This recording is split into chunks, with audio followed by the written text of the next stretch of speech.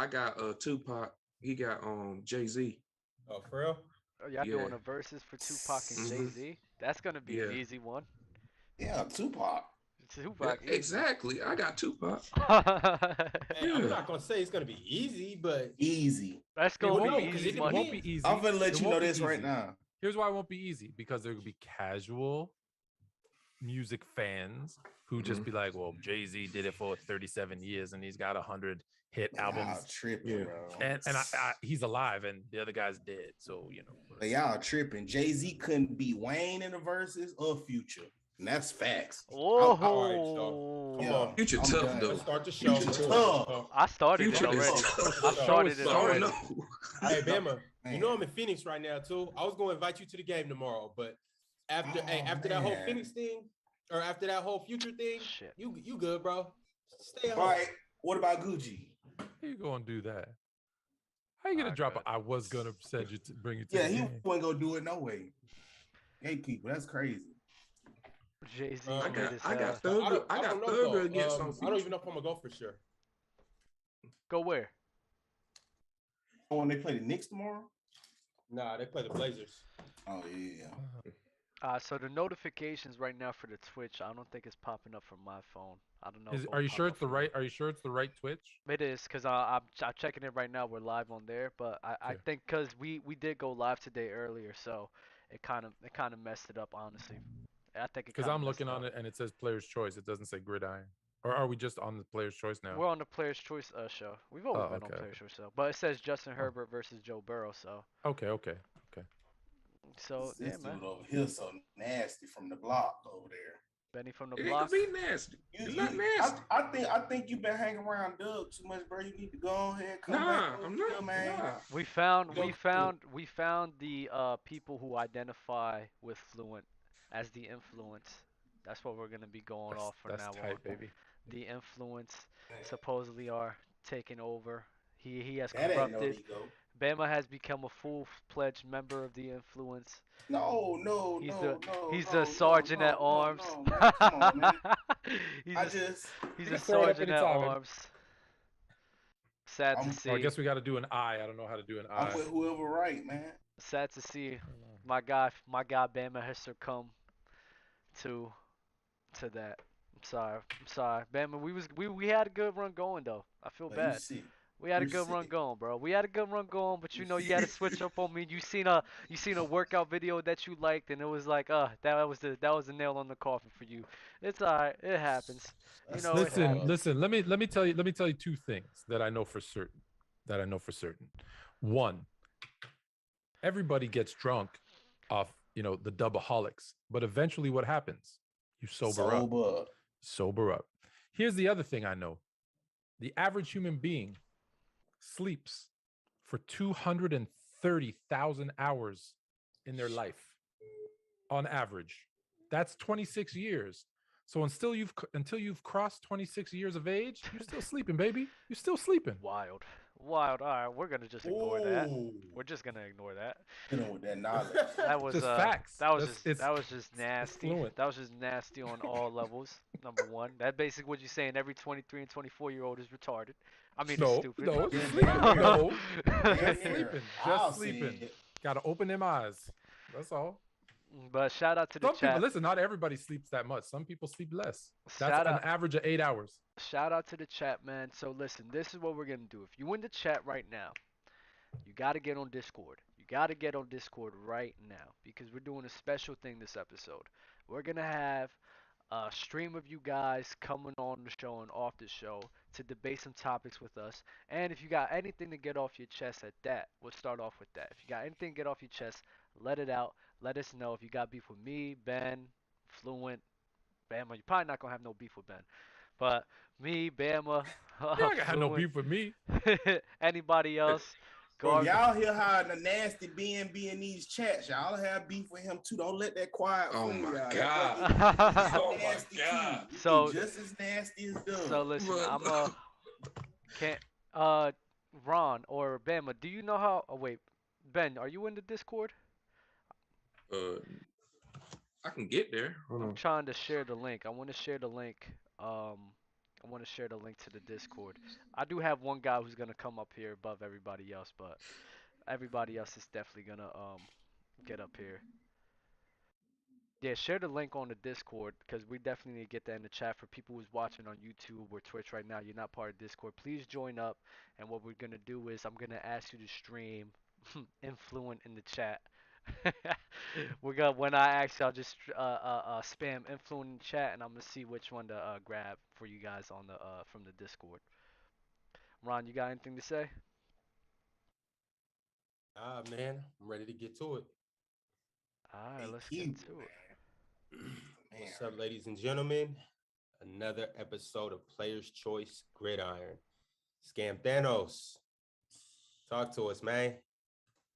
We back, man. We here. Ready to get nasty. But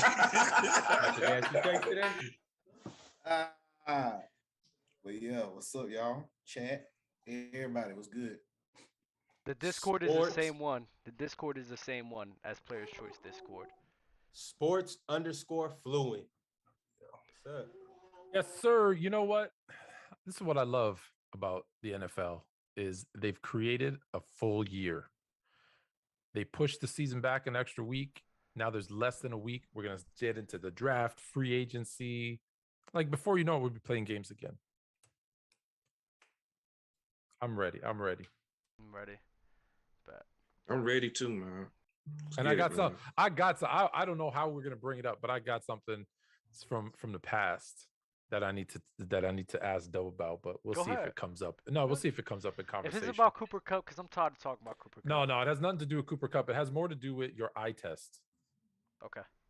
And how you believe. You say your eye test. You always go with your eye test and skill. And you also said something where, listen, I'm gonna trust coaches and players because they do it every day and they know better. They do.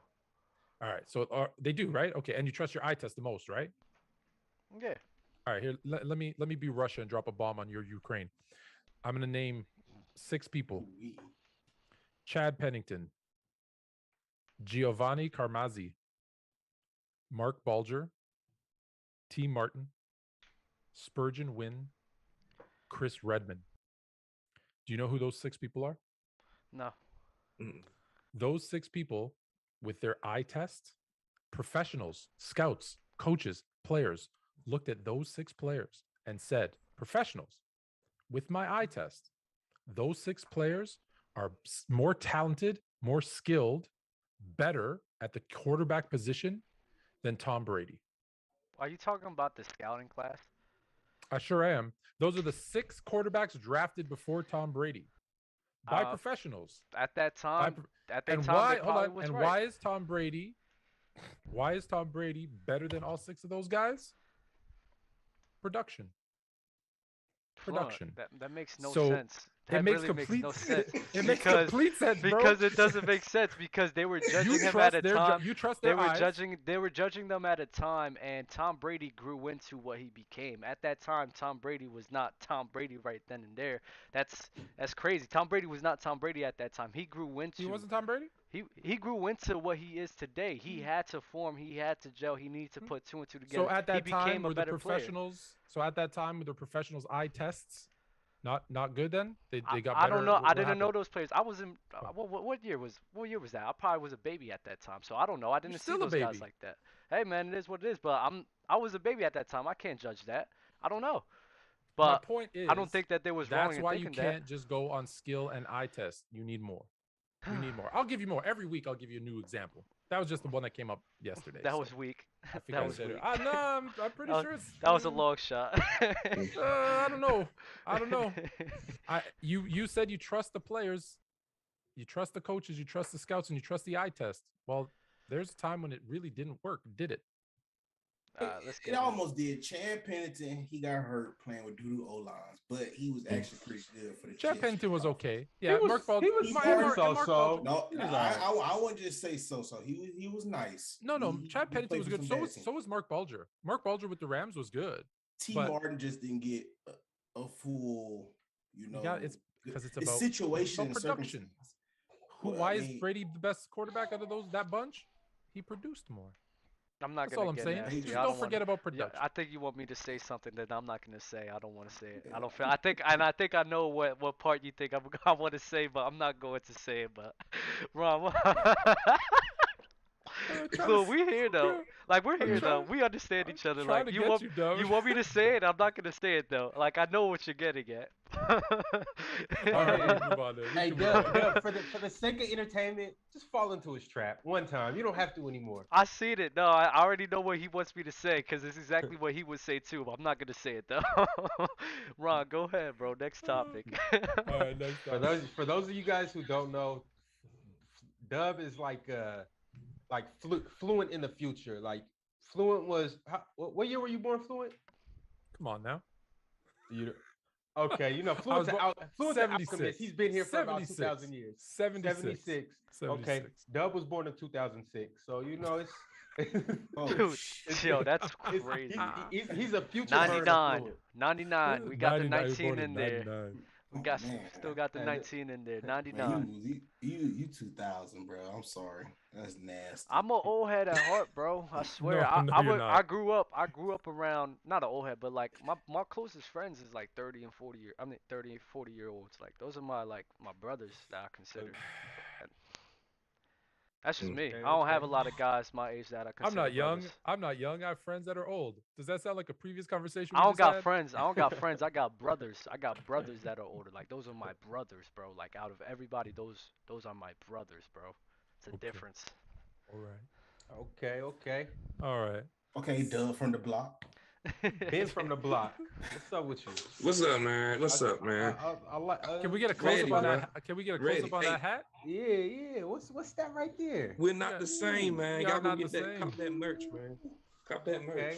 Hold on. You gotta tell everybody what that's called in your part of the country. That thing on your head. Oh yeah. In my part, North Carolina, we call it toboggans. That's what we call it. Toboggan. It's a toboggan. Oh, yeah. What you wearing on your head? A toboggan. Toboggans. Hey, we're not the same, man. Y'all heard that? Go cop you a "We're Not the Same" toboggan, or go cop you just a regular Players Choice toboggan. You need that, man. PlayersChoiceMerch.com. Check us out. But fellas, let's do what we came here to do. We're gonna start with our hot topics of the week. You guys ready? Let's go. Go. Here we go. The Packers are working on a deal that will make Aaron Rodgers the highest paid player in the NFL if he stays in Green Bay. Dub, how do you feel about this? I'm gonna be mad as hell if Fluent's right about this.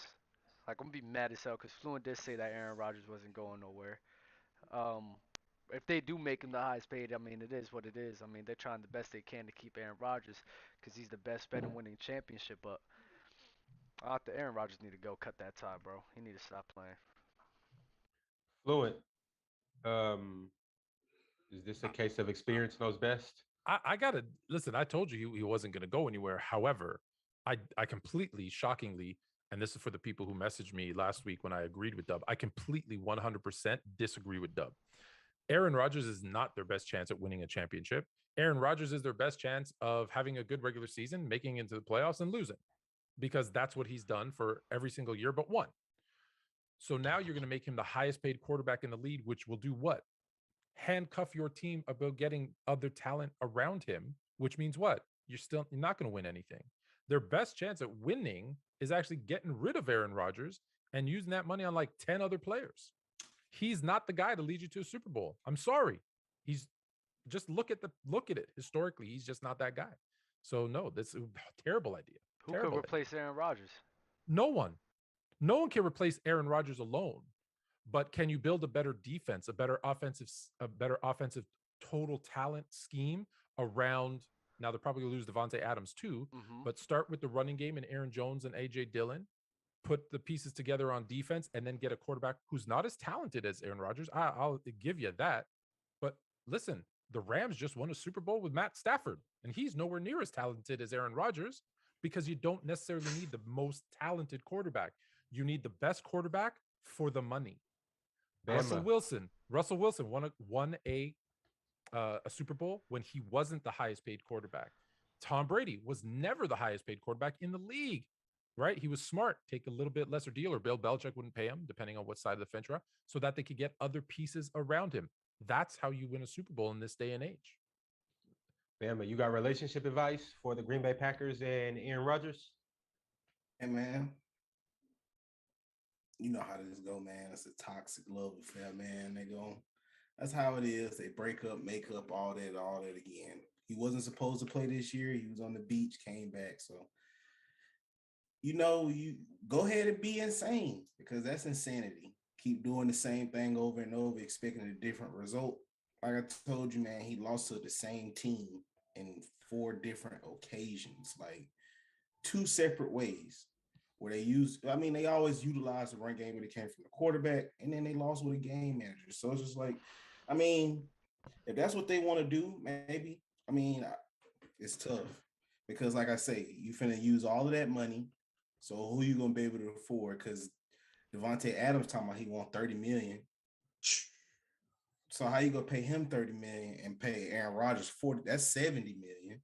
So if the salary cap is what, 140,000, 140 million, 150 million. So that's almost half of the salary cap gone. Now you got to now everybody finna cry about O-line. Oh, you need somebody to protect them. So what? We got to spend at least 50 million right there, 10 million a pop for some good offensive linemen. Oh man, he need more weapons than Devontae Adams. How much you think them weapons go cost? That people not finna play for free.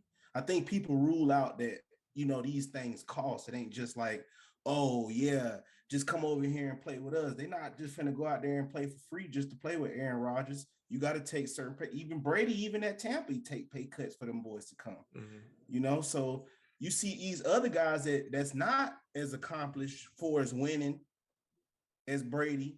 They say, nah, I'm gonna take all the money. But you see Brady saying like, hey, I'm gonna give my guys some money because I know what it takes to win. Yeah, I possibly can do it with lesser than, but who want to try that hard? That's just a lot of hard trying when it don't have to be that hard. Rodgers, I know Ben. I know you're next. Let me just quickly say, Aaron Rodgers is since draft day is the epitome of selfish. All he cares about is himself. Then that's why he wants to be the highest paid quarterback. It's about his ego, and that's always what stops him from winning. That's why he doesn't take so many chances. That's why he doesn't throw a lot of interceptions. His ego won't let him win because he just wants all the money he wants. Just think about what he wants. He wants him to be the highest paid, so he wants you to buy him the rolls, right? And Devontae Adams is going to want the Benz. And what is going to happen? Then they're going to live in a one-room shack, eating McDonald's every day, and they're going to complain about the defense and the O-line. Well, yeah, that's what you created. Sorry. Ben, can the Packers win with Aaron Rodgers in a Rolls Royce and Devontae in a Mercedes-Benz eating peanut butter and jelly sandwiches every day? Well, what's important, like Devontae Adams or Aaron Rodgers? For me, I think it's Aaron Rodgers. So like, I'm not saying like I don't know why he wanted to be the highest paid player for, because like what else does he need to do? Because he won a Super Bowl and all that type stuff. So like what else he need to do? But if I'm Rodgers, I'll stay till you retire. I don't see him like with another team. So I'll let Devontae Adams walk because he won't know, because you gotta pay Devontae and you got to pay Aaron Rodgers. Like that's a lot of money. Well, do we know, did Aaron Rodgers request this money, or are they doing it as they're doing it to keep him? That's what they're doing. They're doing it to keep him. Yeah, that's what they're doing. It has nothing to do with Aaron Rodgers and his selfish Listen, if needs. your girl wants to leave, you don't throw her a Louis Vuitton to get her to stay. She wants to leave, go. But that's what buying teams that do. buying stuff isn't good. I'm just saying, buying stuff isn't going to help. If she wants to leave, be a gentleman and open the door for her. That's right. That's right. And as she's walking out, but actually, I gotta ask Fluent this though. Like the same reasons you said when I said the Bengals is gonna have a lot of money to just invest in the O-line, but you didn't trust them to make the right adjustments. Like you could sit here and trust the Green Bay Packers to make the right adjustments to build a championship caliber team. rather than just keep the quarterback and still be, regardless, even though that you won't like them or not, they are a championship caliber team. Like they just are. They're always one of the best teams in the league, even though they always lose. Like they're always in that contention. There's a difference between building a roster to win, to keep the sellouts and hope alive, and building a championship contender. Right? The Rams went all in this year to build a championship team. The Packers don't do that. Now, do I trust the Packers front office more than the Bengals? Historically, yeah, a little bit. But they won't have any money to spend. That's the thing. So they can't. What happens is if they give one or both of those guys their money, their hands are tied, and now they have a built-in excuse. Sorry, we paid you two guys, and we have no money for anything else. I know what you're saying. I know what you're saying. It's just I would rather trust, like, I know for certain if I have Aaron Rodgers, Devontae Adams, we're definitely going to be in contention, rather than I don't know what's going to happen if they both leave. Well, I got this question for you guys, hypothetically speaking. Let's say Aaron Rodgers was to be a team player for once, and he was to take a major pay cut, and they were to take that money and allocate it elsewhere. Would the Packers not be scary? Yes. In fact, listen to this. I don't like this, but what was the one thing Aaron Rodgers complained about the most last offseason? It was, I'm going to paraphrase, he was jealous that Tom Brady had the ability to be involved in the decisions on personnel. And he'd never had that before. I don't know if he ever asked for it before. But if I sit down Aaron Rodgers and say, look, here's our two options. We could pay you $50 million and get no one, and you're going to lose Devontae Adams, your best wide receiver. Or we could pay you $30 million, and we can have a discussion about what pieces we need to make this defense and this offense better, and take your input into account. What kind of offense you and LaFleur want to run, what players you need to do that, what type of things we need on defense so that you have an opportunity to win every game. I think he buys into that just as much as the money. Now, I wouldn't do it. I don't like that. I don't like giving a player that much kind of power. That much power. But it might be, if you really want to keep him, right? If you really want to keep him, I think that makes more sense than just giving him all the money. Hey, Bama, you look like you're tired of talking about Aaron Rodgers. Okay. Let's move to the next topic. There's reportedly multiple teams with offers on the table for Aaron Rodgers. Bama, what teams do you think these might be? And are there any other, let's say, peanut butter jelly options for him where they go together perfectly? Him and the 49ers, you already know that. If you can't beat them, join them. And they the boogeyman, dog. They are the boogeyman, bro. So you might as well go down there and hop in the gutter with Pennywise and just, take the bait, man. It's all right, bro. Like, that's what I feel like. If he really want to win, that's what he should go over there and do. Just go over there, go back home. You ain't gave him so many discounts for them to be exact. So if anything, they should be trying to make him the highest paid quarterback. I mean, the 49ers. For honestly, he should just go over there for whatever, bro. Like you at the back of the desert at this point. I mean, how old is Aaron Rodgers? Like 37. I mean, we gotta just be honest. Everybody's just not gonna keep doing. I don't care how talented y'all say these dudes is. Every quarterback is not just finna play till you're 44 or 45 years old. So I'll probably say Aaron Rodgers got a year or two. Like, come on, man. Ain't nobody finna spend all that money on that for a year or two. So go ahead, go over there and win you a ring with the guys you're scared of. And, bro, call it a career, bro. Go sit up on the beach. You right there. The Bay is pretty over there at Levi Stadium down there and Silicon Valley, man. Go on. Relax, man. Okay. Ben, put feet up. You got another team for us? The Broncos. I think Broncos will be a great fit as well because they a quarterback away. They got the weapons too with Sutton and Judy. I think Tim Patrick over there too. So yeah, I think that's a perfect fit for them. The Titans be nice too. And teams will be scared of Denver. Hell They're the worst no. team in the division right Hell now. no. Yo, That can we division might stop? be though. Can we The stop with division this? might be. Yo, can we stop with this Broncos talk? The Broncos, bro. I'm sorry, bro. If Aaron Rodgers goes to the Broncos, it's the biggest mistake he will ever do. It's So terrible. what's a How? better team? It's terrible, How? Dub, bro. What you what, mean? what's What did they what's a do better team, last year? Dub? They did nothing. Like They literally didn't have a nothing. quarterback. I mean, Teddy Bridgewater is not trash. Let's just get that out the way. He is not trash. He's not a bottom six QB. He's okay. He's not amazing, but he's like, bro, come on, stop doing that, bro. They're gonna have the Kansas City Chiefs. They're gonna have who else is in the division? The Chargers. Gonna have the Raiders. Then you're gonna, bro. You know how hard it is. It's gonna be to win games. That's just a terrible scenario for him, He'll bro. be able to beat the Chargers twice though. Bro, it's a terrible scenario. It's a terrible Raiders scenario. toss up. I'm Only sorry. matchup it'll be between him and Becky, and Bro, they'll it's a probably terrible yeah. scenario, bro. And It's honestly, there's not so really a many other. terrible There's so many. scenario. There's so many better options, It's bro. not a So terrible many. Okay, scenario. The hey Dub, Carolina Panthers is a better thank option than them. thank you, Dub. Can you give me the next best Bro, the option? Carolina Panthers is better than the Broncos. You got them. You got the Tennessee Titans. 49ers would be a good option too if he wasn't so prideful. He's not gonna go over there due to pride alone. So, but Mm. this whole Aaron Rodgers going to Broncos, bro. Nah, stop that, bro. The Carolina Panthers would actually be a better fit than the Denver Broncos for him. And you think they will be scary? The Panthers with Aaron Yeah, with Rodgers? Aaron Rodgers. Yeah. Oh, absolutely. Christian McCaffrey, Aaron Rodgers, DJ Moore. What? Who else Now they with got? that situation going on, like in that division, they might win the whole division with Yeah, if in Carolina. Because the Bucks, they don't got a quarterback either with Tom Brady and them out, and they got a lot of free agents I think he's too. too prideful to go to the Bucks too. He don't want to go where Tom Brady just left from. Guy's prideful. Fluent.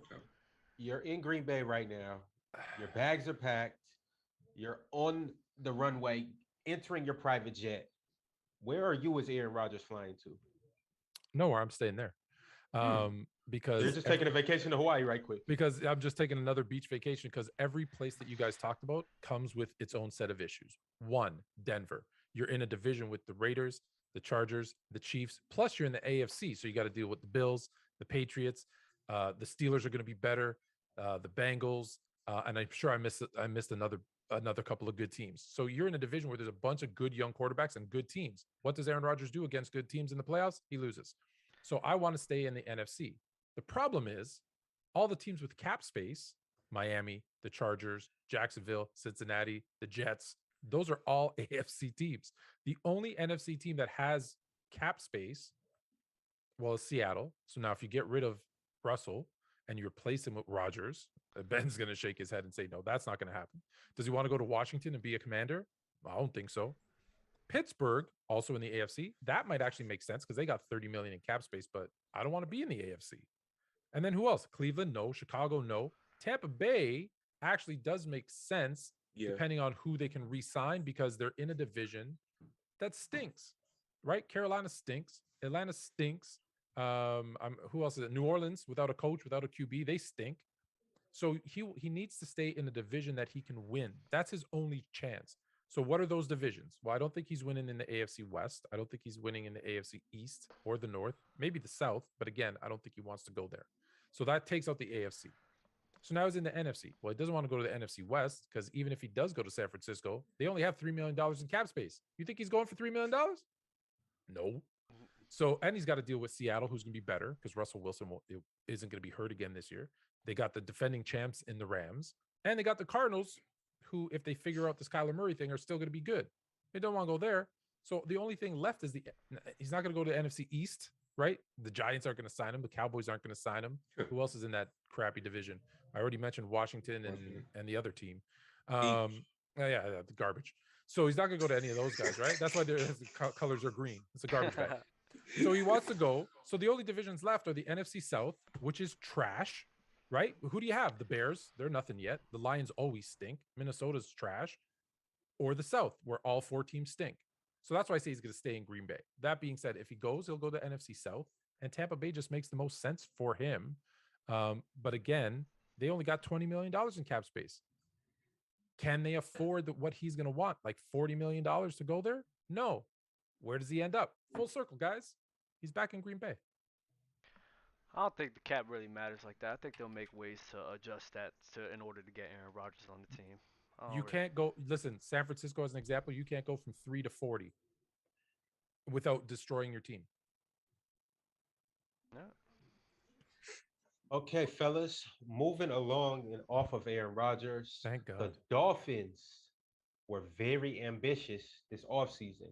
They plan to go after Tom Brady and Sean Payton for next season. Ben, what did they have up their sleeves? What was they trying to do? I don't know. They try to cook something over there. I ain't gonna lie. That would have been crazy though. With Sean Payton as your coach, with Brady. But thing is though, where will Tua be? Cause what would they do with Tua? They go bench him, or I don't know. But I ain't gonna lie. That would be scary. I think that'll be scary for real. Dub, were they just dreaming right here, and was this just just lunacy, or did they actually have action? Man, I don't even want to hear what source was. I'm finna start checking y'all sources talking crazy like that. That was just some y'all just tried to pull on. That don't even sound right. Sean Payton and Brady together don't even sound right, dude. Like, especially on the Miami Dolphins. Especially on the Miami Dolphins. Can I make a basketball analogy? I'm gonna make a basketball analogy. What do you hear every offseason from the crappy Knicks? We're gonna sign LeBron James. We're gonna sign Kevin Durant. We're gonna bring the Michael Jordan from a cryogenic chamber back as a 30-year-old, and it's all talk. Oh, we woulda, coulda, shoulda done. It's what's that dude? What's that orange face dude that you called your president before? Fake news, bro. There's no story there. It's lies. It's just we want to be in the news. That's it. There's no chance. I was planning on bringing in Patrick Mahomes, Tariq Hill, Travis Kelce over to my Bears. Yeah, sure you were. Of course you were. I was gonna have Patrick Mahomes next week here. Oh, there you go. You feel me? What's the next topic? How about Patrick Mahomes just go to the Browns and trade Nick Chubb for Derrick Henry, and then get Cooper Kupp over there for Jarvis Landry. There you go. Bring OBJ back after reconstructive knee surgery. And don't forget, Bill Belichick should go back there and coach. Yeah, he'll come back. Hey, matter of fact, he'll just come back there and be defensive coordinator. Nick Saban too. Nick Saban come back there. Norv Turner, Marty Schottenheimer. Matter of fact, we gonna dig Vince Lombardi up. He gonna be out there. R.I.P. John Madden. Everybody gonna be out there. We just gonna make a creative field day. Who else you want? You want Coach Yost from Remember the Titans? Go have he's a good coach. Never mind. Herman Boone. We're gonna have all of them boys out there. I was actually gonna tell you this at the end of the show, Bama, but maybe I'll tell you now. If you lived closer, I was actually gonna set you up on a date with Halle Berry, but I think she might be taken. So I don't live too far. I don't live far either. Ain't no border stopping me. Same chances of the Dolphins getting Sean Payton and Tom Brady. So yeah, folks. Hopefully the Dolphins wake up from their slumber and they get back to regularly scheduled programming. Now, Eric Bieniemy is returning to the Kansas City Chiefs on a 1-year deal. Pretty good. Pretty good. Just don't choke like did in that game against the Bengals. That's all I got to say. But it's pretty good. Pretty good move. Oh, you said Eric Bieniemy choked? Well, he was out there. He was out there throwing interceptions and fumbling the ball. Well, there was some questionable play calling. So. Oh, okay. Yeah. It's, I wish Patrick Mahomes had the ability to change the play at the line of scrimmage. I don't know what I'd call it. I'd call it an audible. Listen, if anybody who blows a lead in the second quarter is regarded as a choke, then I guess everybody in NFL history is a choke artist. Well, I'm just saying it's I'm not just Eric saying. Bieniemy I'm just saying. If every quarterback blowing a lead in the second quarter is a choke artist, they're a choke artist. Every single quarterback in NFL history. Tom Brady did it. Joe Montana never did it in the Super Bowl. He's a choke artist. You talking about one all thing. I'm saying, bro, you can't keep bringing up Tom Brady because Tom Brady got some of them things. I'm just saying. You talking about a dude that went one time and ain't went no more. I'm just saying. Went one time and ain't went no more, Doug. I'm just saying. Your boy went one time and ain't went no more. The one blemish on this man's career. Is he went one time and didn't go no more. We're going to see. His career is not done. his We're gonna little see brother four out there. AFC Okay, hold on, four Dub, straight Dub, Dub, AFC Dub, championships. Dub, hold on, Dub. Did Eric Bieniemy choke fraud. that win away? I told you what it was. I've already said it. I said You I don't think fraud. it was a I didn't think it was a really much of a choke artist. It was just the Okay. Kansas City Chiefs really got complacent in their play, and the Bengals just gathered the momentum in their favor, and it is what it is. It happens. It happens. Chat, I would like for you guys to let me know, does the choke fall more to Eric Bieniemy or to Patrick It Mahomes? I don't don't fall even on think neither it's a one of them choke. because you know who it was? You know who it was? It wasn't even Patrick Mahomes. It was Jackson Mahomes in the second half. I honestly I don't understand. He's a curse on that team. I That's who don't was I playing. don't He is a curse understand on how that team. somebody Wasn't Patrick I don't Mahomes. understand somebody who's went to four straight AFC championships, went to back-to-back Super Bowls already, lost to the championships in his first year. I don't understand how this one thing you guys gonna sit here and say it's like a choke artist or I'm a fraud or everything like it. I never said I never said he was a choke artist. I just said it wasn't Eric Bieniemy who choked away the win, because he's not the one out there making the plays. I don't. So you can't put it on the offensive coordinator, that it was his fault that they. I don't Again, think it's that he anybody's choked, fault. I don't say that that he anybody choked. choked, but And I've never said just for anybody the choked. record, he's still. I know you keep bringing up the 4 AFC Championship games and the 2 Super Bowls. He's still 500. He's still 50%. That's not a good winning percentage. What do you mean? So yeah, you can get to a lot of finals, but if you don't win more than you lose, I don't know if I don't know how I feel about you as an all-time great. This guy.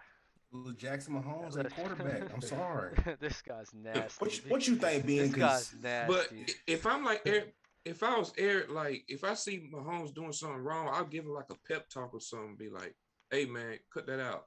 Or like as a coach or anything like that. So like, But seriously, Eric like, should. why is it a choke job though? Like seriously, why is it a choke job? How is it a choke job?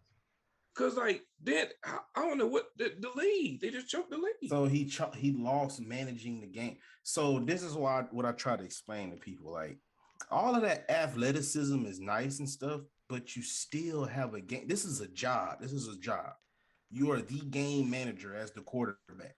So you're supposed to, that all is a part of, hey, I have this X amount of lead. I'm pretty sure the coach is talking to him. Hey, Pat, he looking at the scoreboard. Hey, bro, we got an 8-point lead to protect. This is what we have to do. This is what we have to go with the ball. Don't gamble like this. Don't do this. He knew better than that than throw the ball behind the touchdown, the line of scrimmage right before half. You knew you should have threw that ball. But look, you over there trying to do too much, making a play. You going to blame the coach on that? Because these dudes are the top. They got egos. They the best. I haven't of the blamed best. anybody. Why do you guys keep talking about coach? No, you're right. I've never blamed anybody. Ben is the one. Don't let Ben get off easy. Ben's the one trying to blame Eric Bieniemy for choking away the lead. But let me say this to Bama's point about game managing. We always say that like it's a negative thing. Oh, he's just a game manager. No, every single quarterback, if they want to be successful, has to have that skill. And it is a skill to manage the game because we fall in love with the deep passes and the no-look passes. And look how he scrambled out of that one. Well, guess what? You can't do that all the time. There are times when you have the lead and you have to manage the game to win. And if you can't do that, that's a skill you need to learn. So all I'm saying is like Mahomes choked. And I just think some of the blame should be like on Mahomes and Eric. That's what I just think. The blame. I'm with you. I blame on Mahomes, blame on Bieniemy, blame on the defense. Yeah, blame on the team. But I don't like the whole choking thing. I really don't. I don't like it either because especially in the game of football, bro, like it's not like basketball where choking a 3-1 lead is actually like wild. Like if you fold a 3-1 lead, that's crazy to me.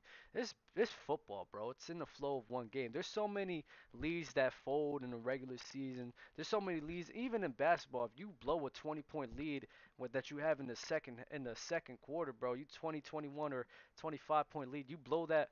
Like a lot of people don't say it's a choke job. They just say, "Yo, you just folded the lead." Like it is what it is. It kind of depends on the manner it happens in, though. That manner, like if you're just turning the ball over, and if you're just if your decision making shaky and everything you're doing sketchy, and all of a sudden it's like you're fidgety and you're They wasn't they You're wasn't not doing performing. Matt anything Ryan versus the crazy. They Patriots. wasn't Matt they Ryan choked that they away. wasn't they wasn't doing anything out of the ordinary. It's just the Bengals defense adjusted to what they was doing and they couldn't get the things that they were usually getting off before. Like Nah, what Patrick happened? Mahomes was stubborn though, so he was still He trying was to do the doing too same much. thing. He was still trying to do some of the same things he was That's doing. who he Like, oh, is.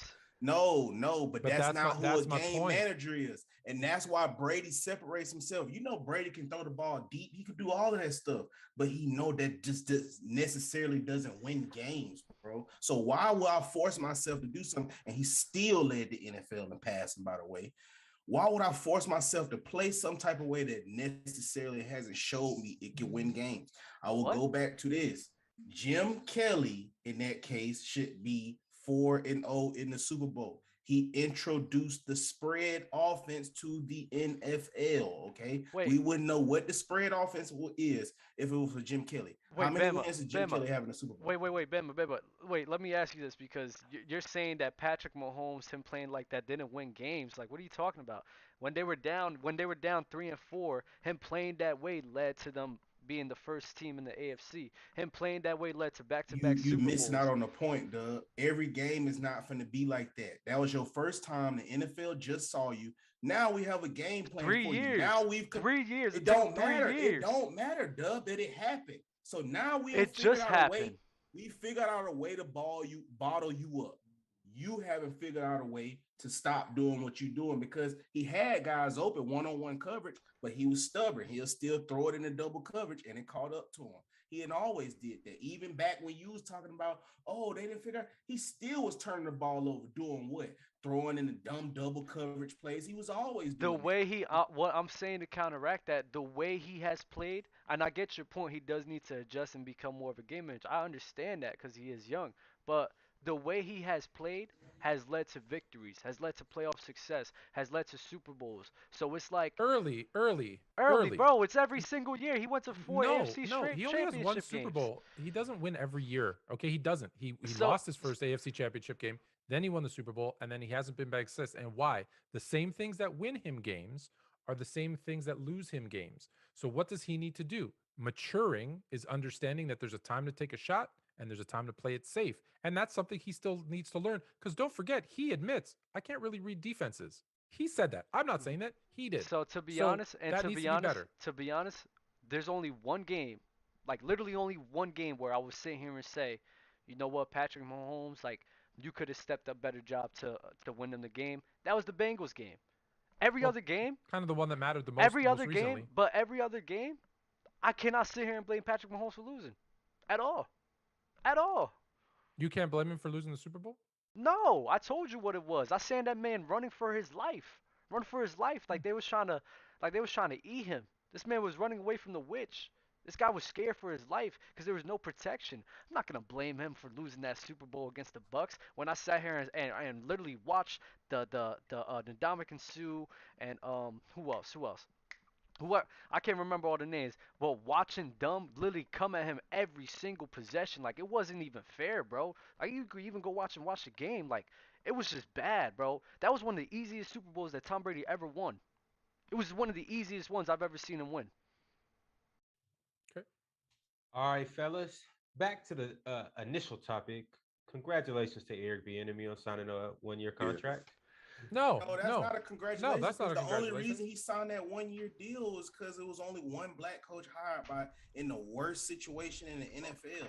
That's what he was waiting on, and that's possibly why he only came back for 1 year because he want to see is one more team go gamble the next year and take him. So that's just what we dealing on right now because he should easily be a head coach. He easily could be down there in Miami. He easily could be over there in Indianapolis. He could be a lot of places, but he's not. So continue on. Like I said, the Giants have not had a black coach a black head coach in their existence of 125 years. A lot of people need to talk about that. But hey, Eric Bieniemy not a good fit over there in New York.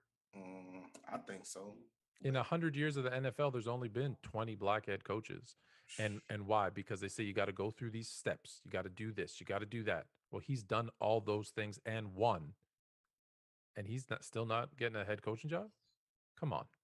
Players Choice Gridiron is strong advocates for all of our black coaches and they need more opportunities. Yes, sir. What's the next topic? So the Colts submitted a proposal. You guys are gonna like this one to ensure each team's record or each team records an overtime possession in both the regular season and the playoffs. Thoughts on this? Who wants to pick it up? Remember, we had some close overtime games where the other team unfortunately didn't get the ball. Listen, They got it right. I will sit here and say this. I will sit here and say this. Fluent's plan for the whole overtime thing is one of the best plans I've ever heard in my life. Can you repeat that, Fluent, for the people? Like, go ahead. Yeah, what you say, Fluent? Play another quarter, just a shortened quarter. 10 minutes, right? 10 minutes, yeah, 10 minutes, 7 minutes. I don't care what it is. Just play it. And then whoever comes out at the end wins. That's it. There's no need for gimmicks. No need for You know why baseball's on strike? Because they don't have a damn clue what they're doing. They want it to baseball. Someone starts on second base, and if the moon's over Mercury, then you get 2 strikes and 1 ball. Like it's nonsense. Don't do gimmicks. Just let them play the damn game. Now, I will say this. I don't know. Do we know what the Colts' proposal is, or is it just each team gets 1 chance? It's each team gets 1 chance. Each team go 1 chance. It's better than what it is now. I definitely like it because I don't like ties. I don't think no football game should be a tie. Oh yeah, see, I disagree with that. You think it should be a tie? Oh, go ahead, Ben. I was saying, I'm Fluent. You want it to be like if it's get close, like be a tie. What do you think? Why not? Why not? If the NFL is real, like I said, if the NFL is real, and I don't believe that they are, that player safety is the most important thing, then don't make them play any extra minutes in the regular season. Leave it as a tie. And if your team needs to win, figure it out. You have 60 minutes. You need to win? Figure it out. Go win that game. Stop wasting out the clock and waiting for overtime and hoping that a coin flip's going to save your life. No, go get the win. That's why, you know why I say you see these coaches going for 2 when they should go for 1 and go for overtime, right? Like, let's see more of that. Maybe they'll have better plays. Dub, do you like this proposal? I like Fluent's proposal. There we go. Call up the NFL. No. So this is why I say that. Back in the old days of football, when you ended in a tie, both of your teams got a loss. So they was like, oh, that's too harsh. Then they implemented the extra time rule. Now, whoever scores a field goal, that's just it, sudden death. Then they said, oh man, and even during those times, it was still teams tying. Like, so y'all keep trying to tell me that in a game where it's almost impossible to get an inch, oh yeah, just keep making it more, keep pushing the field goal. Oh, they should get a chance. You get a chance. They got it to where if you stop that team from getting a touchdown on the opening drive, you get a chance to go down there and kick a field goal. And then if they stop you from kicking the field goal, guess what? They get to go down and kick a field goal. So instantly, if you stop the team on the opening drive, which the Bengals did, we saw it on one hand where, oh, Josh Allen lost the toss. Yeah, it sucks. His defense should have stepped up because he had the number 1 defense in the NFL, right? Passing defense-wise. Anyway, all right, they didn't step up. Joe Burrow defense stepped up, gave him the ball back. Guess what? They won. So we saw how it worked out in both manners. That's what I keep trying to tell people. It's just not so easy to go out there and pick up first downs and touchdowns in the NFL like that. So I'm like, man, these rules kind of makes sense how they do have them right now. Like, I feel like it's pretty bad. I would even say just go back to the field goal. They grown men. They the best of the best. Whoever kick a field goal, stop them. Don't let me kick a field goal. Get it up out of there if you really care about their health or whatever. But yeah, we could just keep adding more possessions, and then we're gonna have to play 30 more minutes. Like, them extra possessions go add up to 30 more minutes. You get a chance, then special teams get a chance. Then we're gonna have to see who can come back with a kick. Oh, who can run the kickoff back? No, man, leave it how it is now. Yeah, but see, here's the problem, Bama. I don't disagree with you, but I'm trying to look at from reality, because what you're saying is correct, because everyone keeps telling me it's 3 facets to the game and they're all equal: offense, defense, and special teams. But you know that's not true. What does the NFL care about the most? Offense now, Offense, because that's what sells tickets. Yeah. That's what people pay to watch on TV. So what do they want? They want to have as many offensive possessions as possible. Well, here's a way to do that. Because it's not equal, right? They're taking away special teams, right? The XFL is already playing around with taking out the extra point. You could get the ball at the 10, the 20, the 30 to get 1, 2, or 3 points. And the XFL is going to try it to see if maybe that's what they should do in the NFL.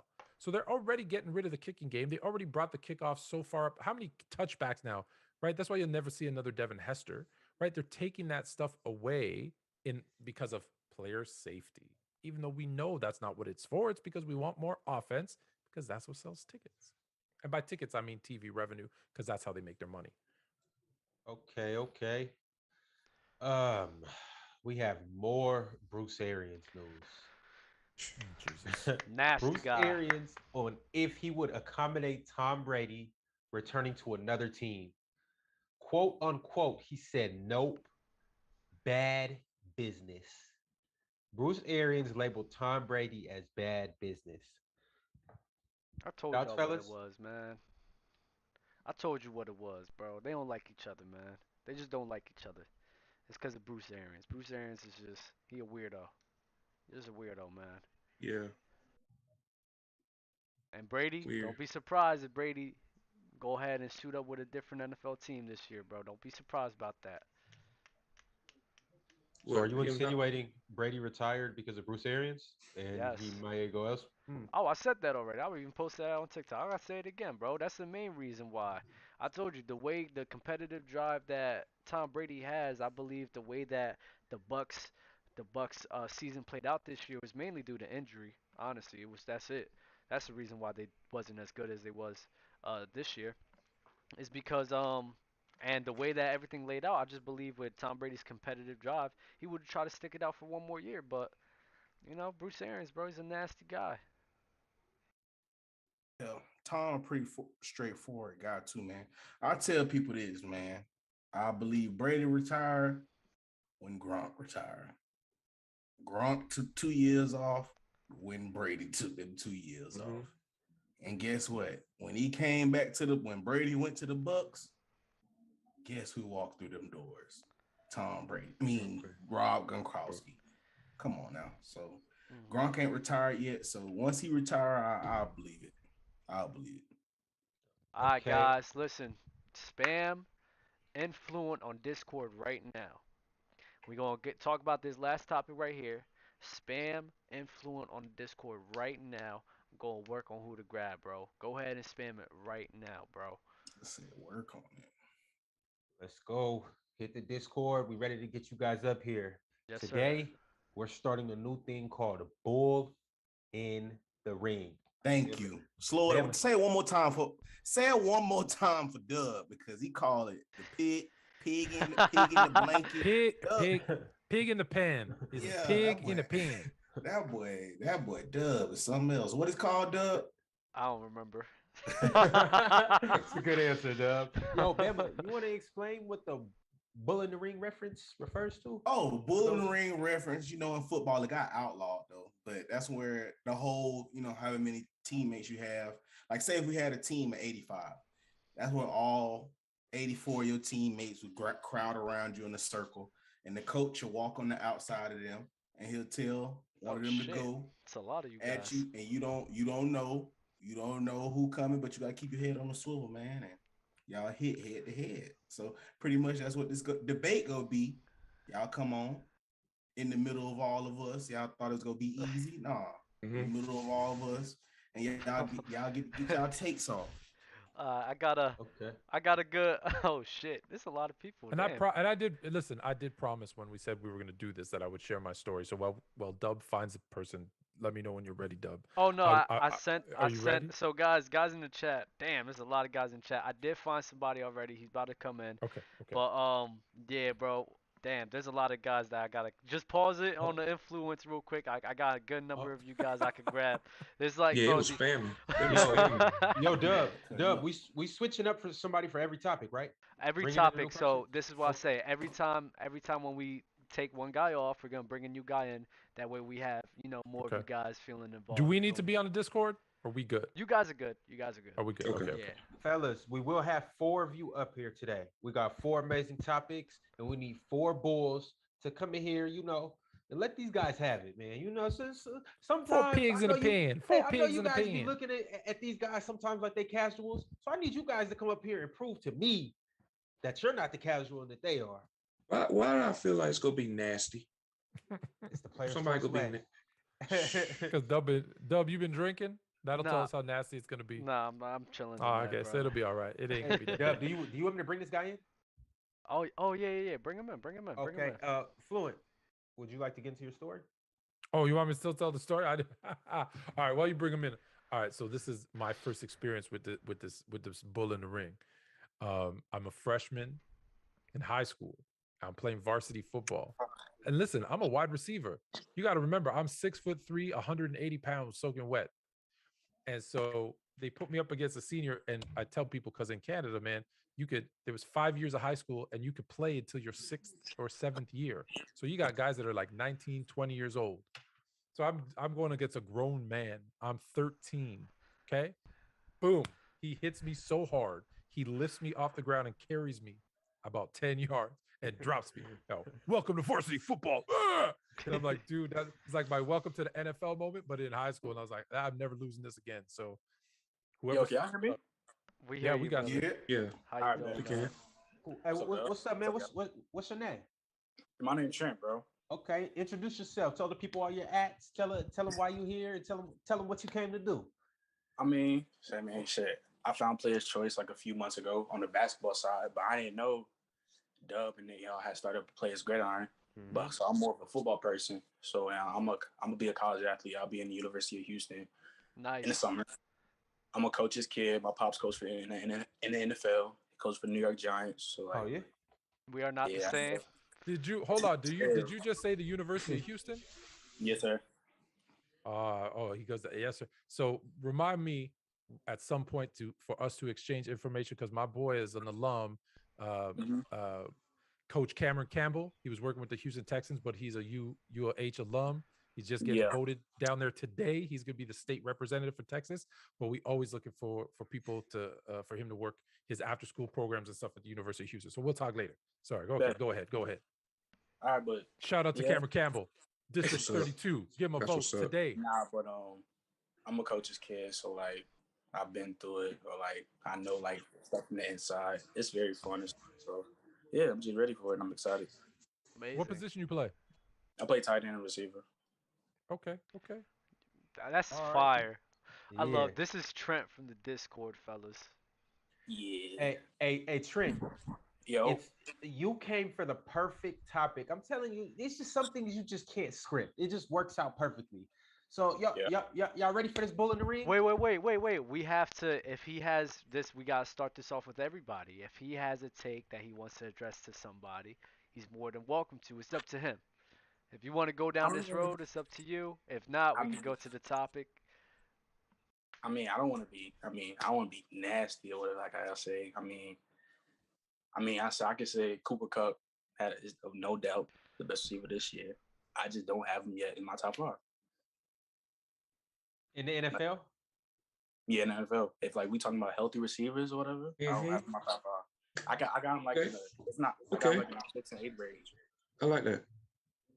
Yeah. Are you saying this to anybody in specific, or are you saying this to all of us? I mean, if you want to, because like we all in the Discord, I can say that for Garp in the chat, I can say that for G Baby, but like, or even Fluent, or it don't matter. It's just anybody. I mean, I don't really think it's that big of a push. I don't think that's a hot take, because he started off right. He had the best season this year, but he doesn't have him in his top 5. I'm okay with that. That's not a hot take, because I think he's close for me, but again, that's always been my take. He had the best season, and you said that production matters. But if I'm moving forward, am I picking 4 guys ahead of him? Maybe. That's really all it is. I got some other nasty takes when it comes like all time, like running backs and receivers, but that's a whole nother combo though. Yeah, definitely.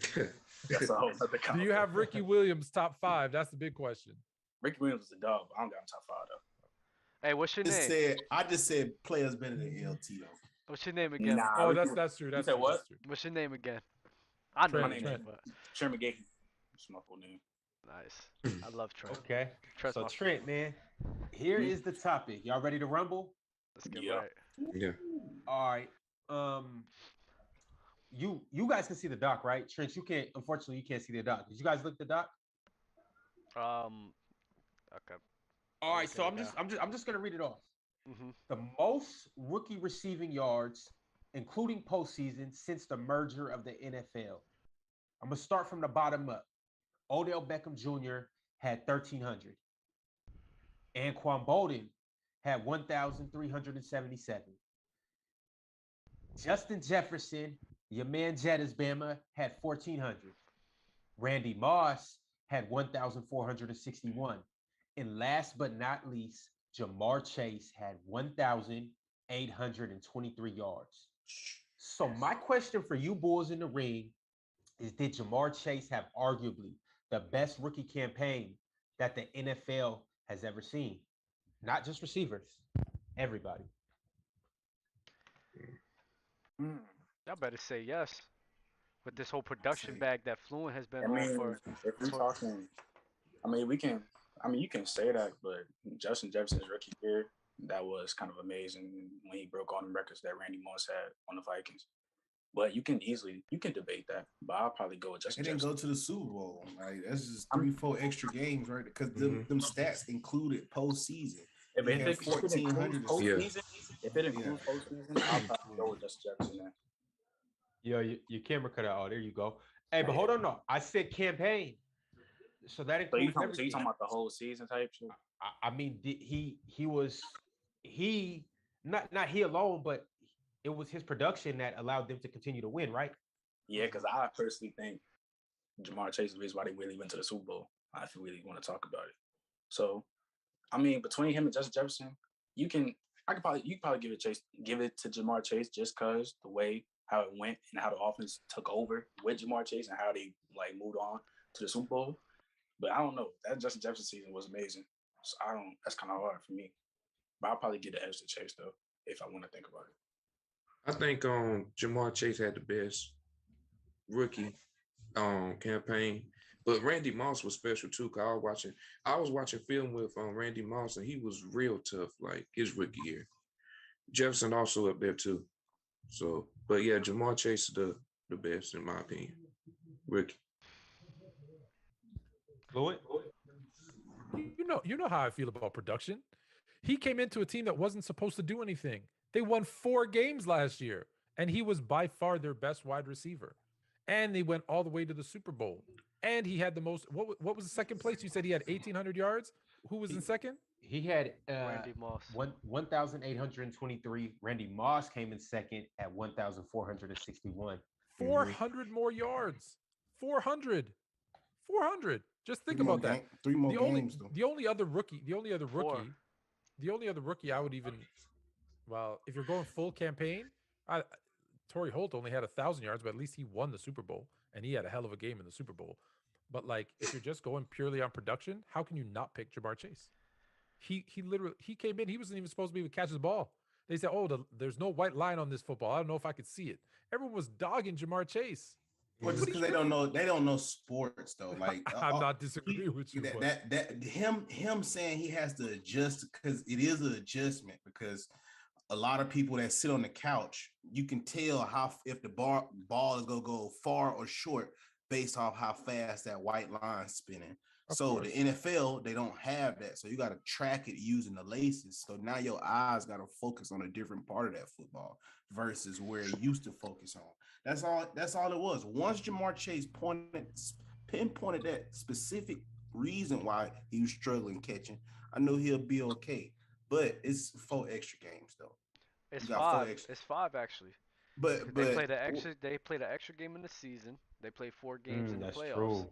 So it's 5. So you could say, yeah, bro, he put up better stats, but I mean, them dudes was in situations where they team didn't make no type of push to the Super Bowl.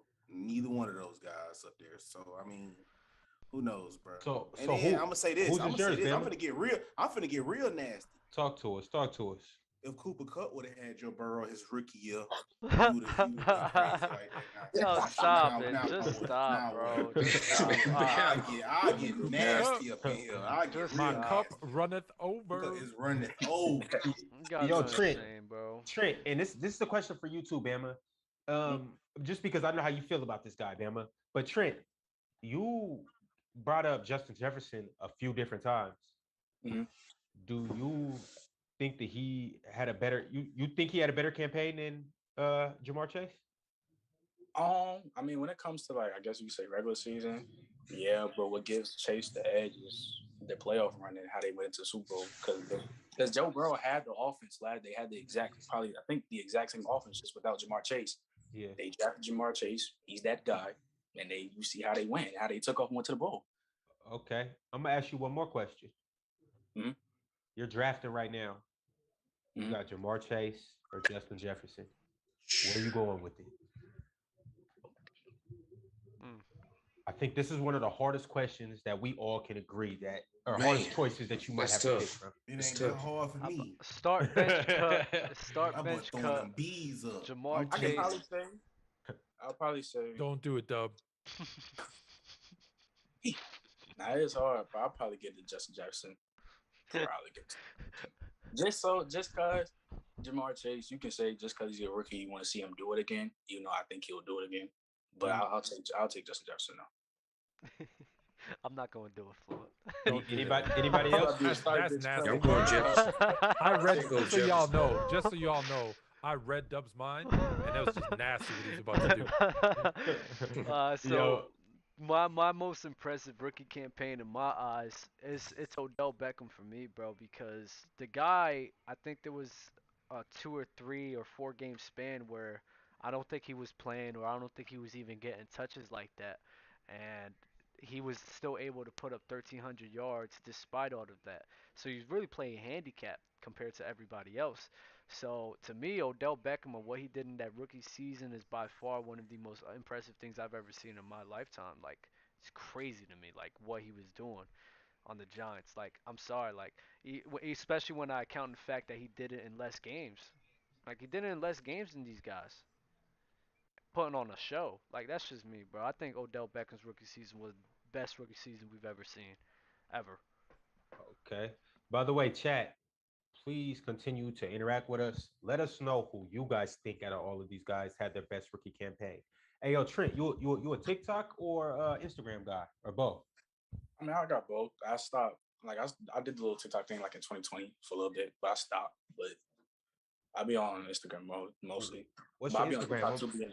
I'm gonna follow you right now. It's Trenton with the 5. So Trenton, what? Yeah, that's my real name. So, Trenton. Oh, but you're from Houston. Yeah. You name after the city right next to me, bro. That's crazy. Yeah, from New Jersey. That's why I like you. That's why I like you, man. hey, Trent. It's Trenton 5. It's like, but replace the E with the 5. Got you. Before you go, right? Mm-hmm. Before you go, because we'll switch to the next topic here. Before you go, start bench cut. Justin Jefferson, Jamar Chase, and Cooper Kupp. Start bench cut. No, who had a better season. No, none of that. I mean, from the people that know me in the Discord, they know Cooper Kupp getting cut for me. So I'll say that. So Cooper Kupp getting cut. Probably starting Justin Jefferson, not bench Jamar Chase. Fire, bro. I love you, Trent. What's your IG again? I'm about to follow you right now. I think you already follow me, dog. It's the same shit. Hold up. Hey, I just followed you back. My bad, bro. I got you now. Hey, but hold on, no. What was your best game this year? My best game? See, that's the thing. I had a bad situation where I was in New Jersey. I moved back to New Jersey with my pops, but I had to come back down because like family issues. So like I had to sit out for a little bit. But I ain't even like my best game. It was probably like 5 catches for like 95 yards. I ain't have 2, but it wasn't nothing crazy like that this season.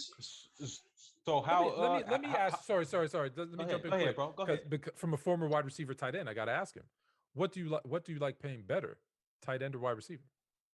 Wide receiver, but I like doing both. but I like playing wide receiver more. Okay. That's what's up. That's what's Amazing. up. Amazing. Okay. And you a senior this year? Yeah, I'm a senior. I'll be at Houston this summer. All right, man. Well, hey, keep tapping in with us. We looking forward to getting you back on, and also on top of that, hey, we following you. Bet. Appreciate it. Yo, we wish you the best. I ain't even playing. We coming.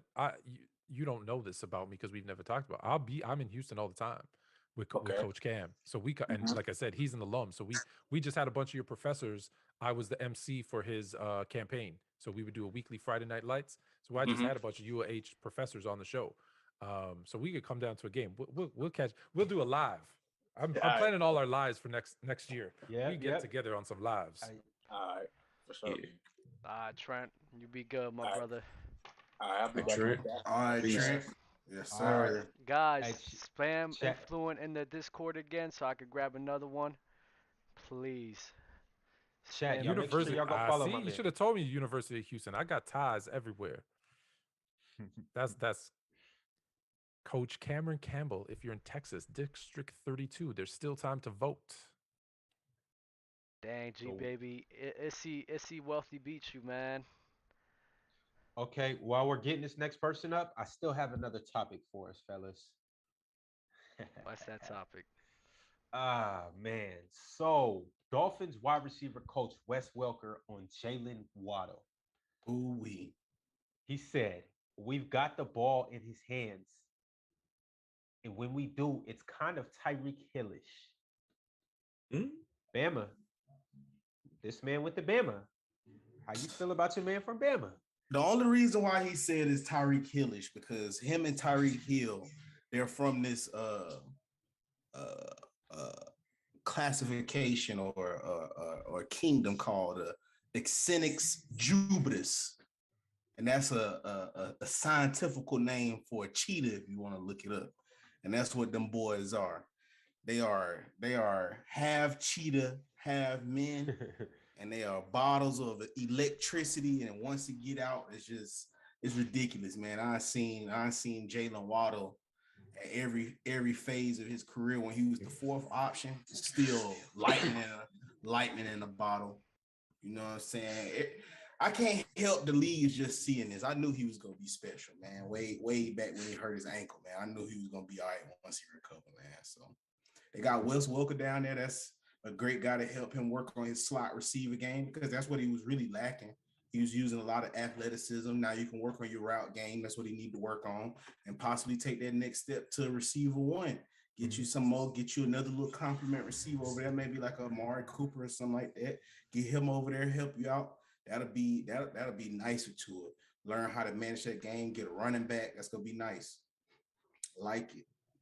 Yeah, I'm a huge Jalen Waddle guy. Love Jalen Waddle. Ben, how you feel about this? What you think about this comparison? I like Jalen Waddle and stuff, but it's no disrespect to Tyreek Hill. I still think he's a top 5 receiver in the game. But Jalen Waddle, to me, I think he got more skill than Tyreek. But Tyreek, like, he outruns everybody. Is faster.